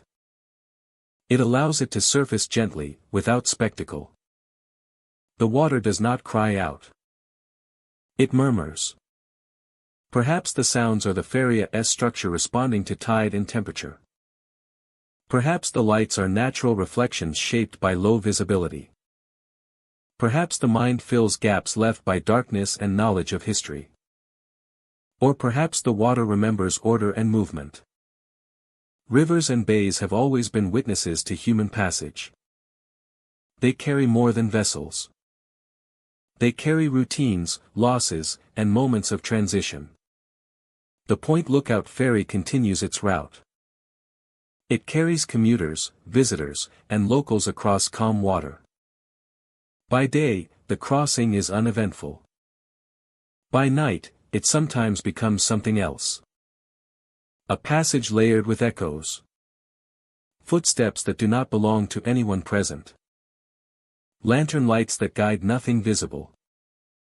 A sense that the water briefly opens a window into what once moved across it in great numbers. Then the window closes. The ferry docks. The night settles back into quiet. The bay resumes its stillness. But those who crossed during those moments know that the water is not empty. It holds memory. And sometimes, as the ferry moves through the dark near Point Lookout, that memory moves with it. After midnight, the Pacific takes on a different tone. The water darkens into a broad, unbroken surface. And the air cools until sound feels heavier. The crossing between the mainland and Catalina Island is familiar by day. But at night it stretches into something quieter and more reflective. The lights of the coast recede. And the ferry moves forward with steady purpose. Through open water. The Catalina Island ferry runs reliably, guided by routine and experience. Crew members know the route well. Passengers expect a smooth crossing. Yet on late-night trips, something subtle begins to change. It is not announced. It arrives without warning. Passengers describe a feeling that settles slowly, often after the ferry has been underway for some time. It is not fear. It is not panic. It is a deep and sudden sadness that does not seem connected to any thought or memory. People sitting alone feel it first, then others notice the same weight pressing inward. The sadness feels shared, as if it drifts through the cabin rather than rising from within. Some try to distract themselves. Others look out toward the dark horizon. The feeling does not intensify, but it does not fade easily either.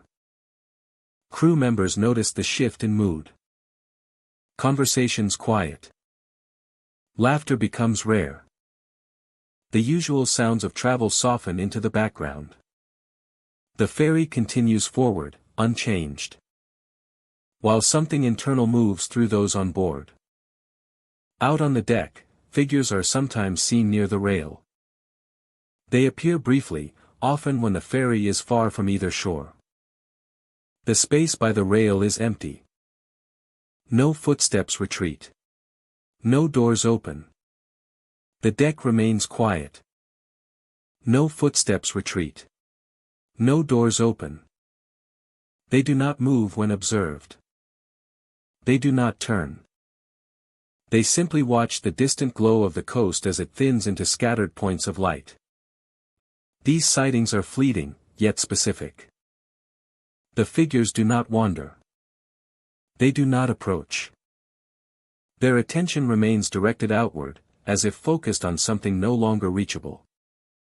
Inside the cabin, some passengers report hearing a whisper. It is not loud enough to draw immediate attention. It slips between the hum of engines and the soft vibration of the hull. The sound is gentle, repetitive, and unmistakably human. A voice speaking a single word over and over, low and even, without urgency. Goodbye. Those who hear it describe the same reaction. A pause. A tightening in the chest. A sense of finality without context. The word does not echo. It simply repeats for a few moments, then fades. People turn toward one another, searching for the source. No one nearby is speaking. Crew members pass without comment. The sound leaves no trace behind.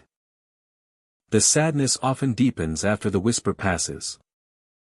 Some passengers feel tears forming without knowing why. Others feel a strong urge to look back toward the mainland, even though the view offers only darkness and faint light. Catalina Island has long been a place of arrival and departure.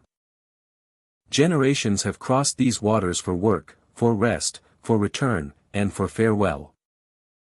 The ocean holds every crossing equally, without distinguishing between celebration and loss. At night, that accumulation feels closer. Crew members speak quietly about these experiences. They do not encourage discussion, but they do not dismiss it either. Many have worked these routes long enough to recognize patterns. The sadness appears most often after midnight. The figures at the rail are seen when the water is calm. The whisper comes when the cabin is still. No equipment malfunction explains the voice. Radios remain clear. Intercoms stay silent. The Ferry's systems function normally. The experience exists outside procedure. Some crew members avoid standing alone on deck during the deepest part of the crossing. Others keep the cabin light slightly brighter than required. These are small adjustments, practical and unspoken. Once the ferry docks and the island lights grow near, the sadness lifts as quietly as it arrived. People disembark feeling tired, reflective, and uncertain about what they experienced. Those who saw the figures sometimes look back one last time toward the mainland. Surprised by how distant it now feels. The whisper does not follow them onto land. The ferry continues its route night after night. Most crossings pass without incident. Many passengers feel nothing unusual at all. They sleep, read, or watch the dark water slide past. But some crossings leave marks that linger. Days later, passengers recall the sadness without explanation. They remember the figure by the rail, motionless and watching. They remember the quiet repetition of goodbye, spoken without breath or urgency. The Pacific remains unchanged by these stories. It reflects no answers. It absorbs sound and light and carries the ferry forward with the same steady motion it always has. The crossing between Catalina Island and the mainland is short in distance, but at night it becomes something more than a commute. It becomes a space where emotion drifts freely, unanchored to reason. The ferry does not pause for these moments. It does not slow or turn back. It carries its passengers across open water, leaving whatever lingers behind it in the dark. Yet for those who feel it, the sadness does not seem accidental. It feels like something shared, something passing through rather than originating within. Figures appear, watch, and vanish. A voice speaks farewell without direction. The night holds the rest. By the time the ferry reaches its destination, the experience has already begun to fade. Life resumes. Conversation returns. The moment slips quietly into memory. But on future nights, when the crossing stretches long and the mainland lights dim, some passengers find themselves listening more closely than before. They do not expect to hear anything. They simply remain aware. The ferry moves forward, steady and unremarkable, through water that remembers every goodbye ever spoken above it. And sometimes, according to those who have been there after midnight, the ocean listens back. The night crossing to Beaver Island Ferry begins like any other. Engines settle into a steady rhythm.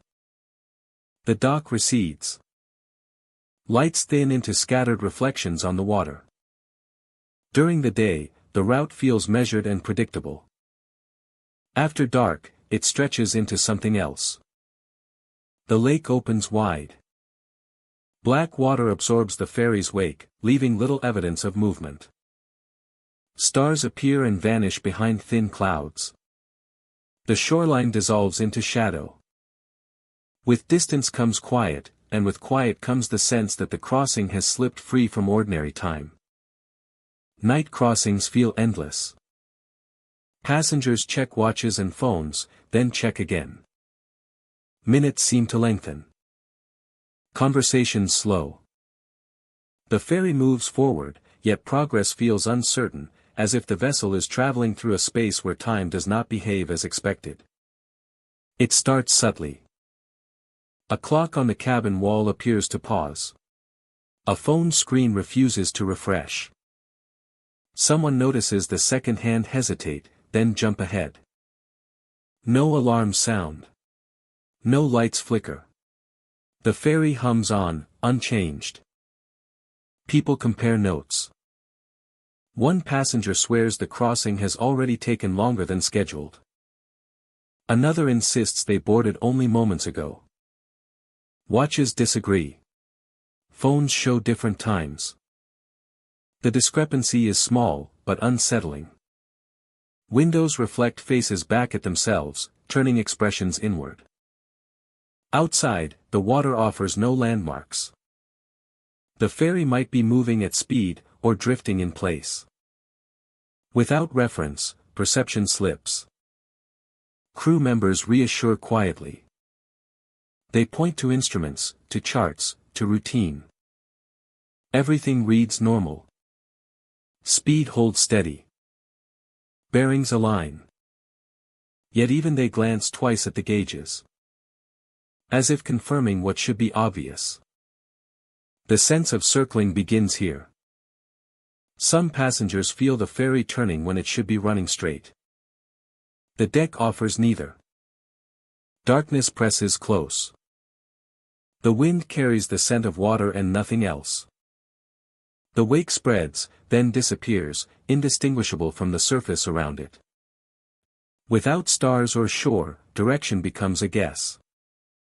Time slips again. A watch that had stopped resumes without warning. A phone vibrates with a delayed notification. A cabin clock ticks forward, skipping seconds as if catching up. No one can say how long the pause lasted. Stories surface in whispers. Veteran travelers mention nights when the ferry seemed to circle Beaver Island before approaching shore.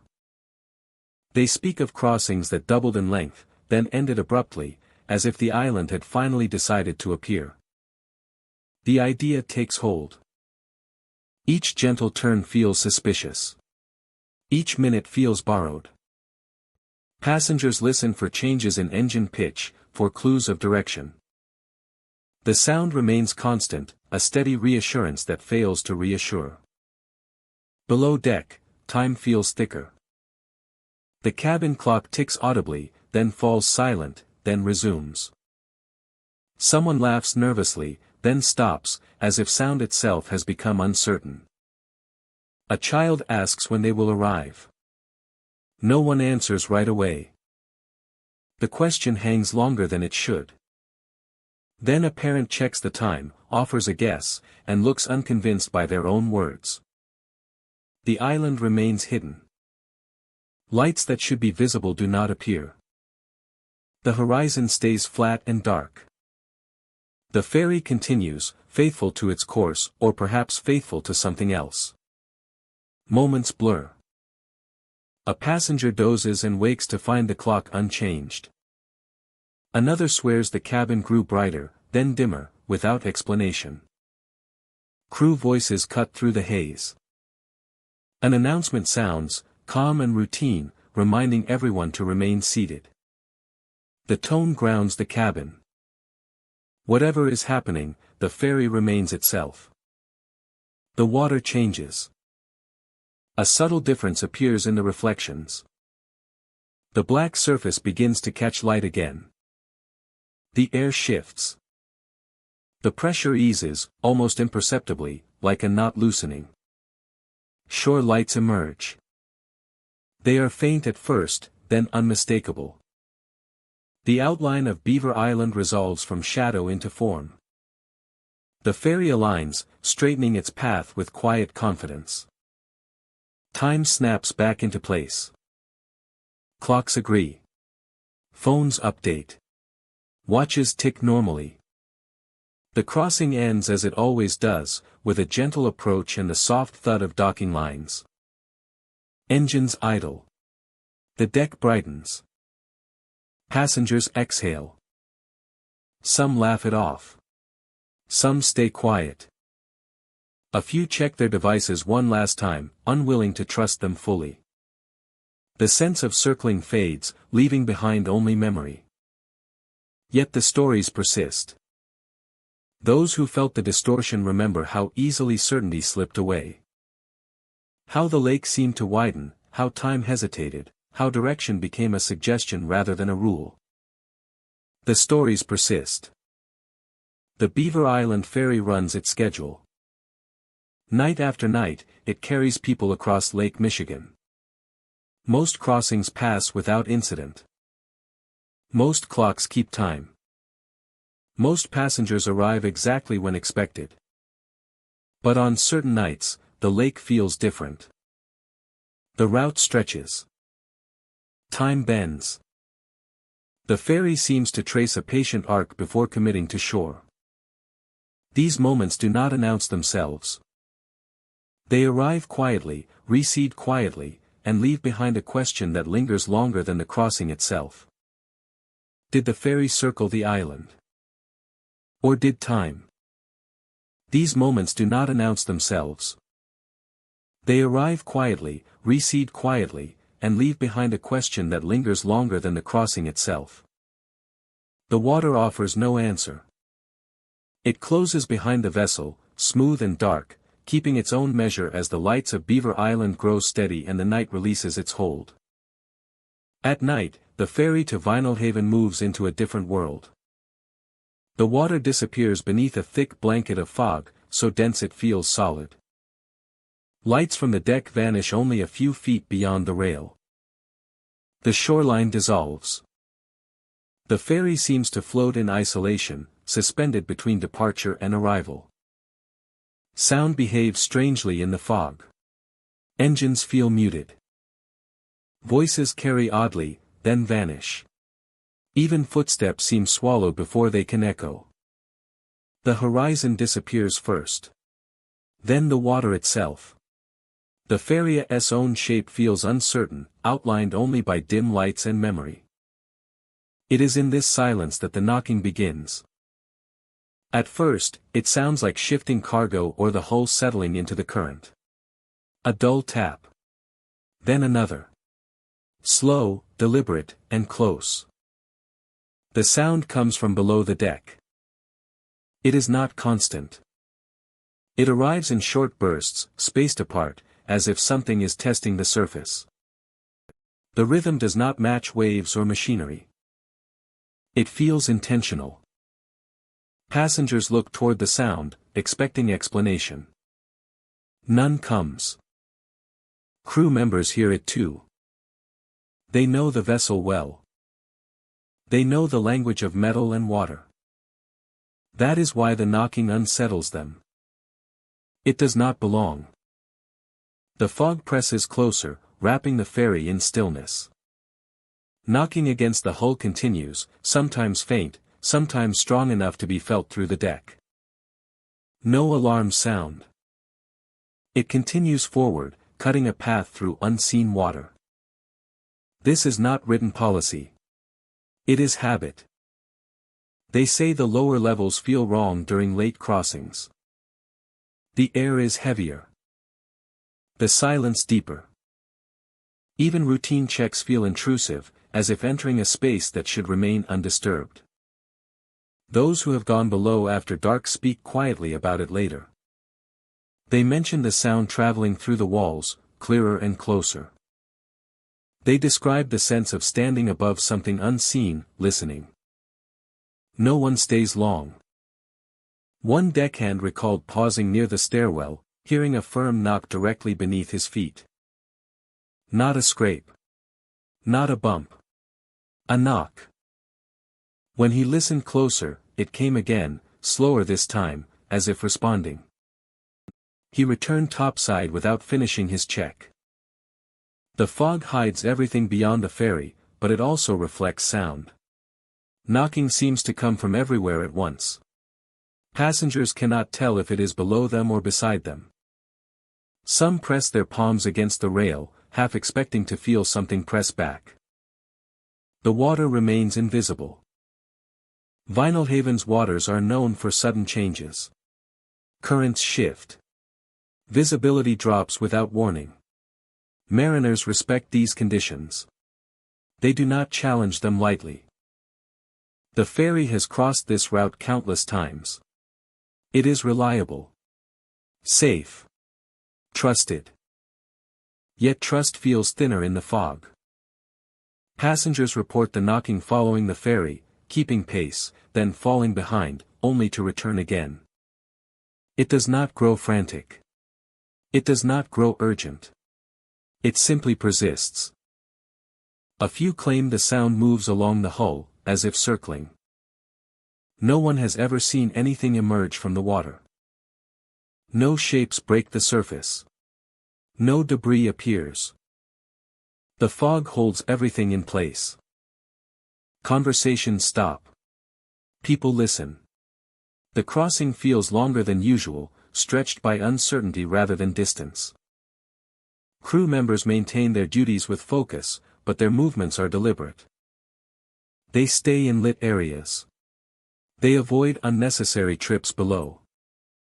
The ferry feels watched, not from above, but from beneath. As the vessel nears Vinalhaven, the knocking fades. The fog thins slightly. Lights from the island begin to appear, distant and reassuring. The sound stops as suddenly as it began. By the time the ferry docks, there is no sign anything unusual occurred. Engines slow. Ramps lower. Vehicles start. Passengers disembark into solid ground and open air. Those who experience the crossing struggle to describe it afterward. In daylight, the story sounds unreal. Knocking becomes noise. Fog becomes weather. Yet the memory remains sharp. Crew members exchange quiet looks. No one suggests checking the hull. No one jokes about it. They prepare for the return crossing. Night after night, the Vinalhaven ferry moves through fog that erases boundaries. It travels waters that hide their depth completely. The knocking does not happen every time. That unpredictability makes it worse. Some crossings are silent. Others are not. Passengers who hear it often feel reluctant to ask questions. Something in the atmosphere discourages explanation. The ferry is only passing through. It is not meant to linger. The fog closes again as the vessel departs, swallowing light and sound. The water resumes its secrecy. And the Vinalhaven ferry continues its route, cutting through darkness and fog, carrying people safely across waters that do not always feel empty. After midnight, when visibility vanishes and sound becomes uncertain, the knocking may return. Slow. Deliberate. Against the hull. Then gone. The Fire Island ferry usually hums with familiar sounds. Engines vibrate steadily. Water breaks against the hull. Voices drift softly between passengers waiting to reach the shore. But on certain late-night crossings, that rhythm disappears, replaced by something far more unsettling. It begins without warning. As the ferry leaves the dock and moves into darker water, the noise fades. Not gradually, but suddenly. The engine seems to fall quiet, as if muffled by an invisible barrier. Conversations stop mid-sentence. Even the sound of wind feels distant. The silence is not empty. It feels thick, pressing inward. Passengers glance at one another, uncertain whether something has gone wrong. Crew members remain at their posts, instruments still reading normal. The ferry continues forward, cutting through the water, yet the absence of sound makes it feel suspended rather than moving. Within moments, another sensation sets in. A deep pressure builds in the ears, similar to a rapid change in altitude. Swallowing does nothing to relieve it. Some passengers rub their ears or tilt their heads, confused by the intensity. The pressure pulses once, then holds. Lights inside the cabin seem dimmer, though no switch has been touched. Reflections stretch across the windows, turning the glass into dark mirrors. Outside, the water blends seamlessly with the night sky, erasing any sense of horizon. It is during this silence that some passengers notice movement at the windows. At first, it appears as a reflection. A vague shape where none should be. Then a face becomes visible, pale and indistinct, pressed close against the glass from the outside. Features flatten slightly, as if pushed by unseen force. Eyes appear open, fixed on the interior of the cabin. The faces do not move. They do not knock or gesture. They simply remain there, as if observing. Those who see them often freeze, unsure whether their eyes are playing tricks. Blinking does not make the image disappear. Turning away and looking back sometimes reveals a different face, or none at all. The pressure in the ears intensifies when the faces appear. Breathing feels heavier. The silence deepens, wrapping around the cabin like a held breath. Some passengers stand abruptly, calling out to crew members. Their voices sound muted, swallowed by the quiet. Crew members approach the windows and see nothing but dark water and faint reflections. The faces vanish the moment attention shifts. These moments last only seconds, though they feel far longer. Then, as suddenly as it began, the silence breaks. The engine noise returns in a rush. Water slaps loudly against the hull. The pressure releases, leaving ears ringing. Questions surface immediately. Yet the shared nature of the experience makes dismissal difficult. The waters around Fire Island carry a long and complex history. Storms, strong currents, and shifting sands have claimed boats and lives over generations. The ferry route crosses areas where accidents once unfolded quickly and without warning. The sea here is calm one moment and unforgiving the next. Some believe the silence is caused by atmospheric conditions. Temperature inversions over water can alter sound, creating pockets where noise behaves strangely. Pressure changes may affect hearing. These explanations are reasonable, yet they fail to explain the faces. Crew members rarely speak about such reports, but a few admit to experiencing the silence themselves. They speak of nights when instruments show normal readings, yet instinct urges caution. Passengers who return on future crossings often find themselves watching the windows. Others do the opposite, drawn by curiosity they cannot explain. Not every late crossing brings the silence. Most journeys pass uneventfully, filled with ordinary sounds and uneventful water. This unpredictability adds to the tension. There is no warning, no pattern that can be relied upon. Those who have seen the faces describe them differently. Some recall features blurred and indistinct. Others remember expressions of calm or sorrow.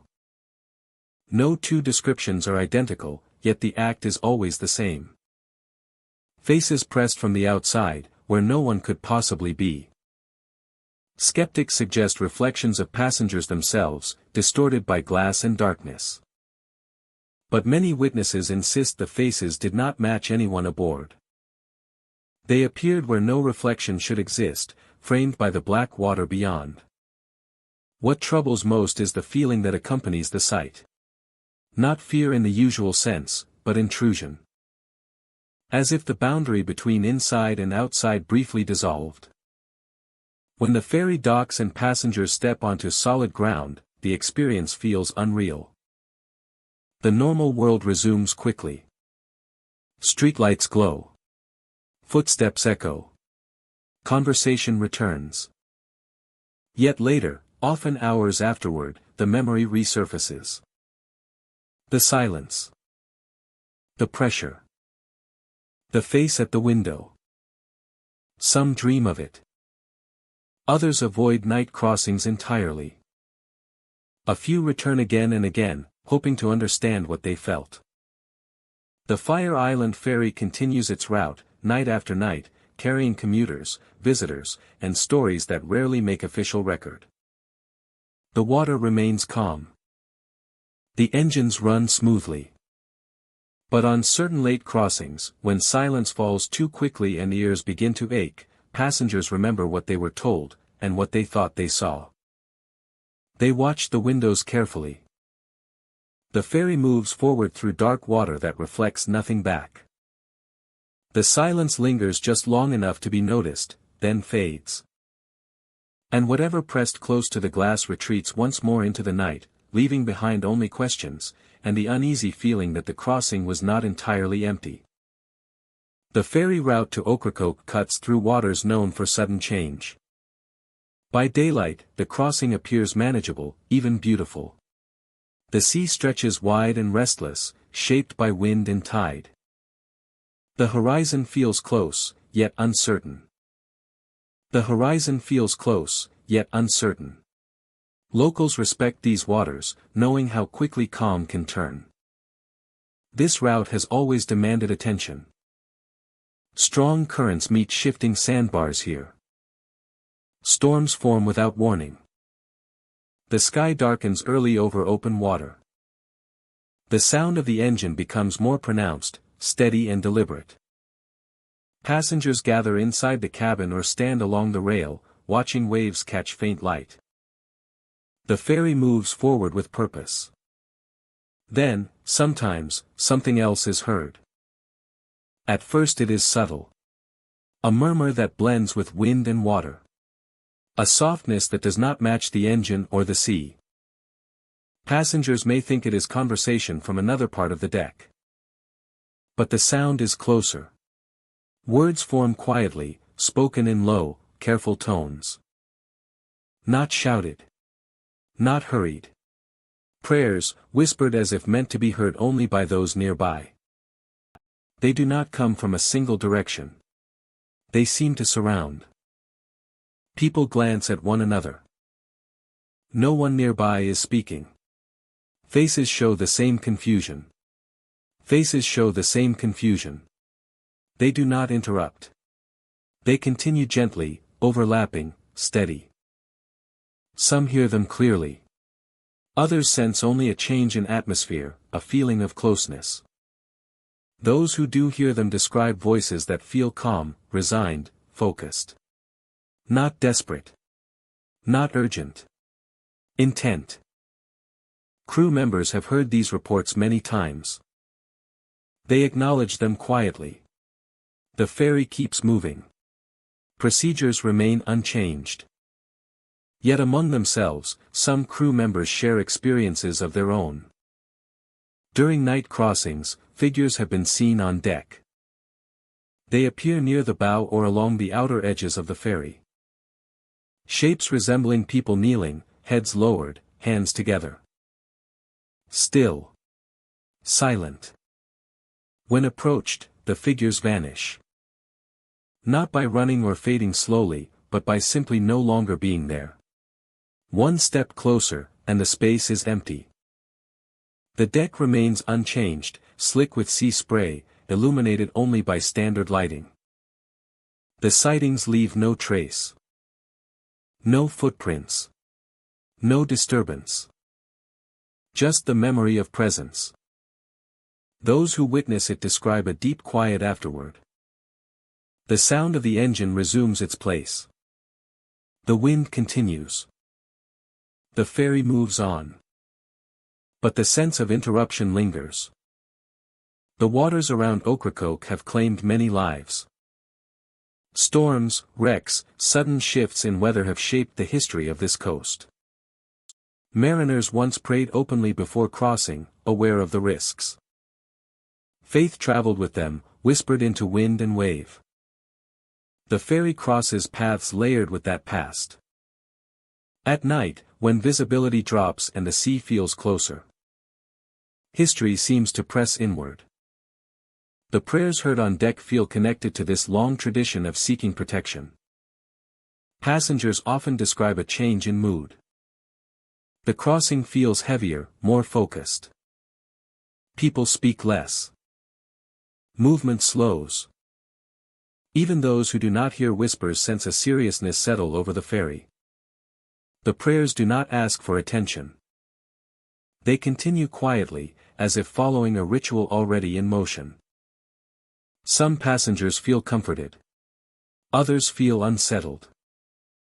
The sound fades as unpredictably as it begins. The kneeling figures appear rarely, but consistently enough to be remembered. Always calm. Always still. Never acknowledged by the environment. Never present long enough to confirm. They do not dramatize. They do not speculate openly.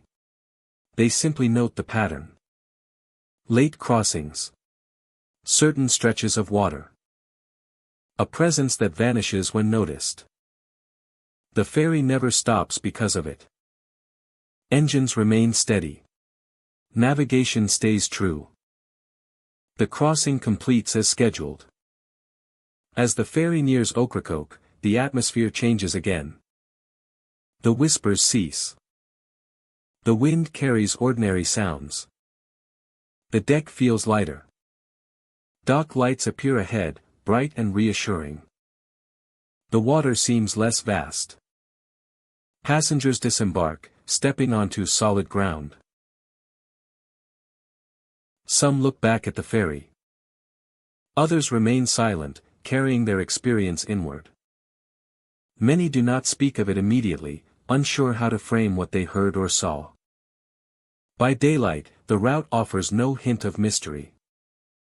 The sea behaves as expected. The deck holds only passengers and crew. No whispers follow. No figures kneel. Yet the stories persist. Different passengers. Different nights. Similar experiences. Prayers heard without source. Figures seen and lost in a step. Perhaps sound carries strangely over water at night. Perhaps wind shapes whispers from mechanical noise. Perhaps the mind fills silence with memory. Or perhaps these waters remember those who crossed with hope and fear. Ocracoke sits at the edge of open sea, where journeys begin and end. For generations, people entrusted themselves to these waters, often with prayer. That habit may have left an imprint. The ferry moves through dangerous waters, guided by modern systems and human experience. Yet some things feel older than routes and engines. On certain nights, the crossing becomes more than transport. The crossing becomes more than transport. It becomes a journey into the unknown. It becomes a moment of shared stillness, where whispers of faith seem to pass among the living, and figures kneel as if preparing for a crossing of their own. Then it ends. The ferry docks. The night releases its hold. The sea returns to silence. But for those who heard prayers whispered around them, or saw figures kneeling only to vanish, the crossing remains vivid. A reminder that these waters have always been crossed with humility, and that sometimes, echoes of that humility still travel alongside the ferry to Ocracoke. After dark, the short crossing at Port Aransas feels longer than the distance suggests. The Port Aransas ferry operates constantly, carrying vehicles and passengers back and forth with practiced ease. By day, the trip is ordinary. Engines hum. Seagulls circle. Drivers remain in their cars and wait a few minutes for land to return. At night, the experience shifts. Cars begin to rock gently, even when the water shows no sign of movement. The motion is subtle, a slow sway that does not match the conditions. Yet vehicles move slightly on their suspensions, as if responding to something beneath the deck rather than the surface of the channel. Tires creak faintly. Mirrors tremble. The ferry itself appears steady, but the deck seems alive in small, irregular ways. Passengers who step out of their cars often become aware of the sound next. From somewhere below or between vehicles, crying can sometimes be heard. It is distant and muffled, not sharp or sudden. The sound rises and falls unevenly, like someone trying to quiet themselves. It does not echo across the deck. It stays close, contained, and difficult to locate. The sound lingers for a few moments, then fades, leaving the low vibration of engines behind. People pause, listening. The crying does not come from any visible passenger. There are no children walking the deck. No one calls out. The sound lingers for a few moments, then fades, leaving the low vibration of engines behind.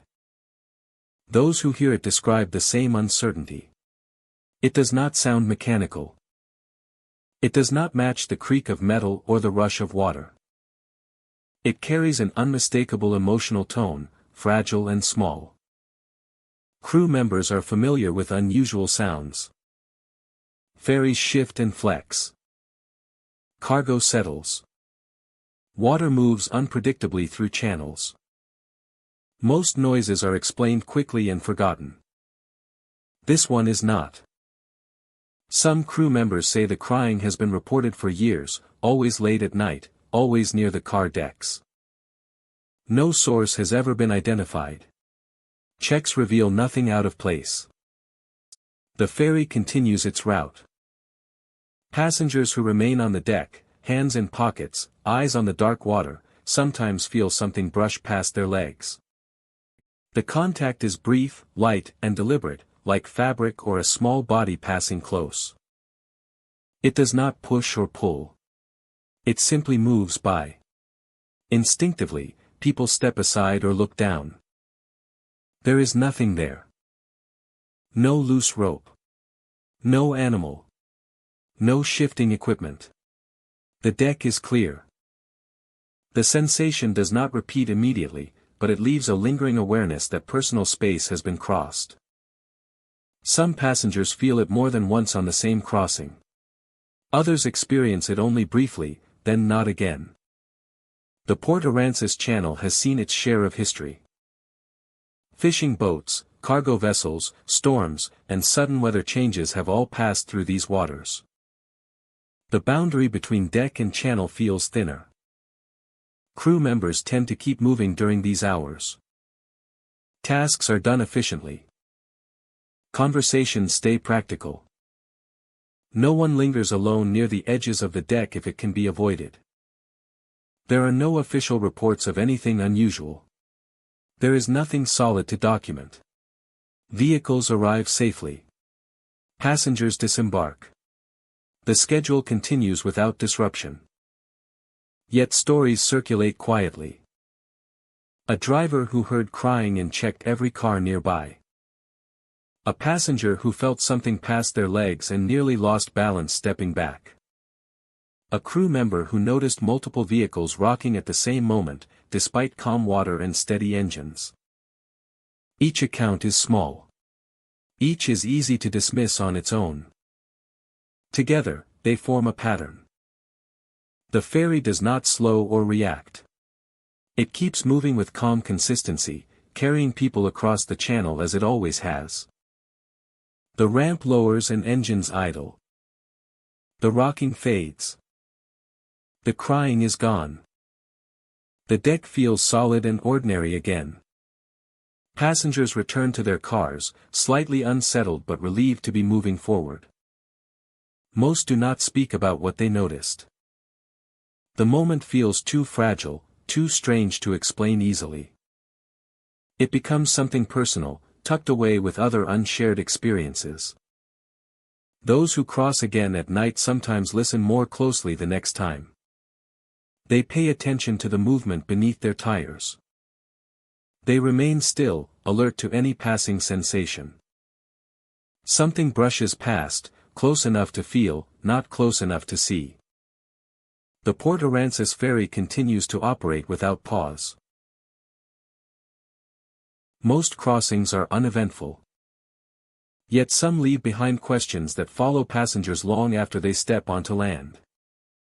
Questions without urgency, without fear, but filled with quiet unease. The channel closes behind the ferry.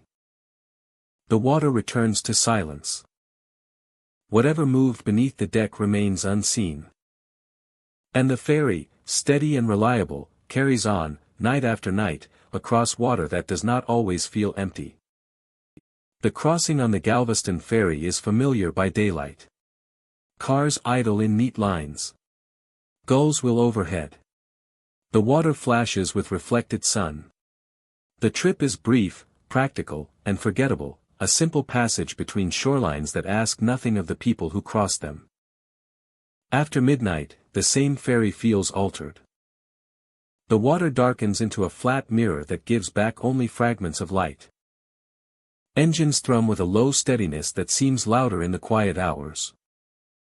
The deck lights form islands of brightness separated by long corridors of shadow. Even when the ferry carries few passengers, the space feels occupied. It feels crowded. The sensation arrives first as pressure rather than sound, as if the air itself has thickened. Seats that stood empty moments before seem claimed. A cough breaks the stillness, dry and close, followed by another farther away. It does not echo as a gull's call would. It has weight, direction, and intent. Passengers glance up, expecting to see someone clearing their throat nearby. No one is there. Whispers follow, low and indistinct, sliding along the metal surfaces of the ferry. They do not form words. They resemble breath more than speech, as if conversation is happening just beyond hearing. The sound drifts, pauses, then resumes from a different place. Shuffling feet trace a slow path across the deck. The rhythm suggests careful movement, the kind made by people mindful of narrow aisles and uneven ground. It is unhurried, unalarmed, and persistent. When a passenger stands to look, the sound stops. When they sit again, it returns, slightly closer.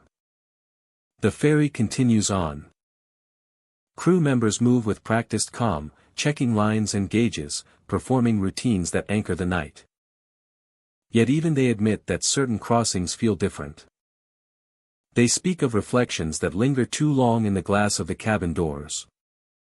It is not clear or detailed, just the suggestion of a person standing behind the viewer. When the crew member turns, the space is empty. When they look back to the glass, the reflection is gone. Windows become unreliable after midnight. They reflect the interior lights, doubling the cabin and multiplying the sense of presence. Shapes move where no bodies exist. A line of seats seems filled in reflection, though the real seats remain bare. Coughing returns, softer now, as if muffled by distance. Whispers shift position, traveling with the ferry rather than against it. The shuffling resumes near the stairwell, then fades toward the bow. Passengers hold still. Phones are checked without being raised. Conversations taper into silence. The ferry feels like a room where someone else has just stepped out, leaving warmth behind. The water offers no distraction. It lies calm and black, absorbing the ferry's wake. Shore lights appear far away, small and steady, offering no clue to the nearness of arrival. The crossing seems longer than usual, though the engines keep their pace. Crew members exchange brief glances. They do not announce concerns. They do not point. Experience has taught them that the night settles on its own if allowed. Still, they note reflections that do not match movement, shadows that drift where light should be fixed. A radio crackles once, then clears. The sound is ordinary, yet it draws attention. The cough does not follow this time. The whispers recede, replaced by the steady hum of machinery. The deck feels less crowded for a moment, as if space has been returned. Then the shuffling resumes. A passenger feels a faint brush at their sleeve, the lightest contact, like fabric passing fabric. They step back, heart quickening, and the sensation does not repeat. The ferry approaches the opposite shore. Lights grow larger. The outline of land sharpens. With proximity comes relief. The pressure eases. The air thins. Sounds fade into the ordinary rhythm of travel. When the ramp lowers, the night releases its hold. Engines idle. Tires roll. The cough does not return. The whispers vanish into the open air. Reflections in the glass resolve into familiar faces. Yet the memory remains. Passengers carry it with them onto the dock, unsure how to describe what they felt. The ferry resets for another trip. Lights glow. Lines are checked. The deck waits. Most crossings pass without incident. Most nights are calm.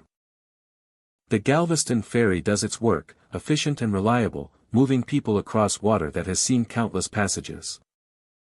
But after midnight, when the deck should feel empty and does not, when sounds arrive without source, and reflections outnumber the living, the ferry seems to remember more than the present. It carries the echo of occupancy.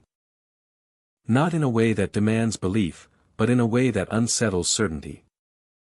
The crowd that is not there moves lightly, briefly, and then steps aside as the shore approaches. The crossing ends. The water closes behind the ferry, smooth and dark, keeping its secrets. Those who heard the coughs and whispers do not speak of them loudly. They file the experience away, aware that the next crossing may be entirely ordinary. And yet, on certain nights, the Galveston ferry feels full even when it is not. And the quiet becomes a reminder that some places hold more than what can be counted. Moving alongside the living until the lights of shore invite everything to let go. Thank you for crossing these haunted waters with me tonight. Ferries are meant to carry us safely between shores, but some routes never truly let go of those they lost. The water remembers. The fog listens. And some passengers never disembark. If you ever find yourself boarding a ferry after midnight, pay attention to the silence, the reflections, and the spaces that feel too full. Because sometimes, the most dangerous part of the journey is not the water beneath you, but what travels beside you unseen. Would you still step aboard, knowing what waits in the dark? Rest well, my friend. Until our next journey into the night.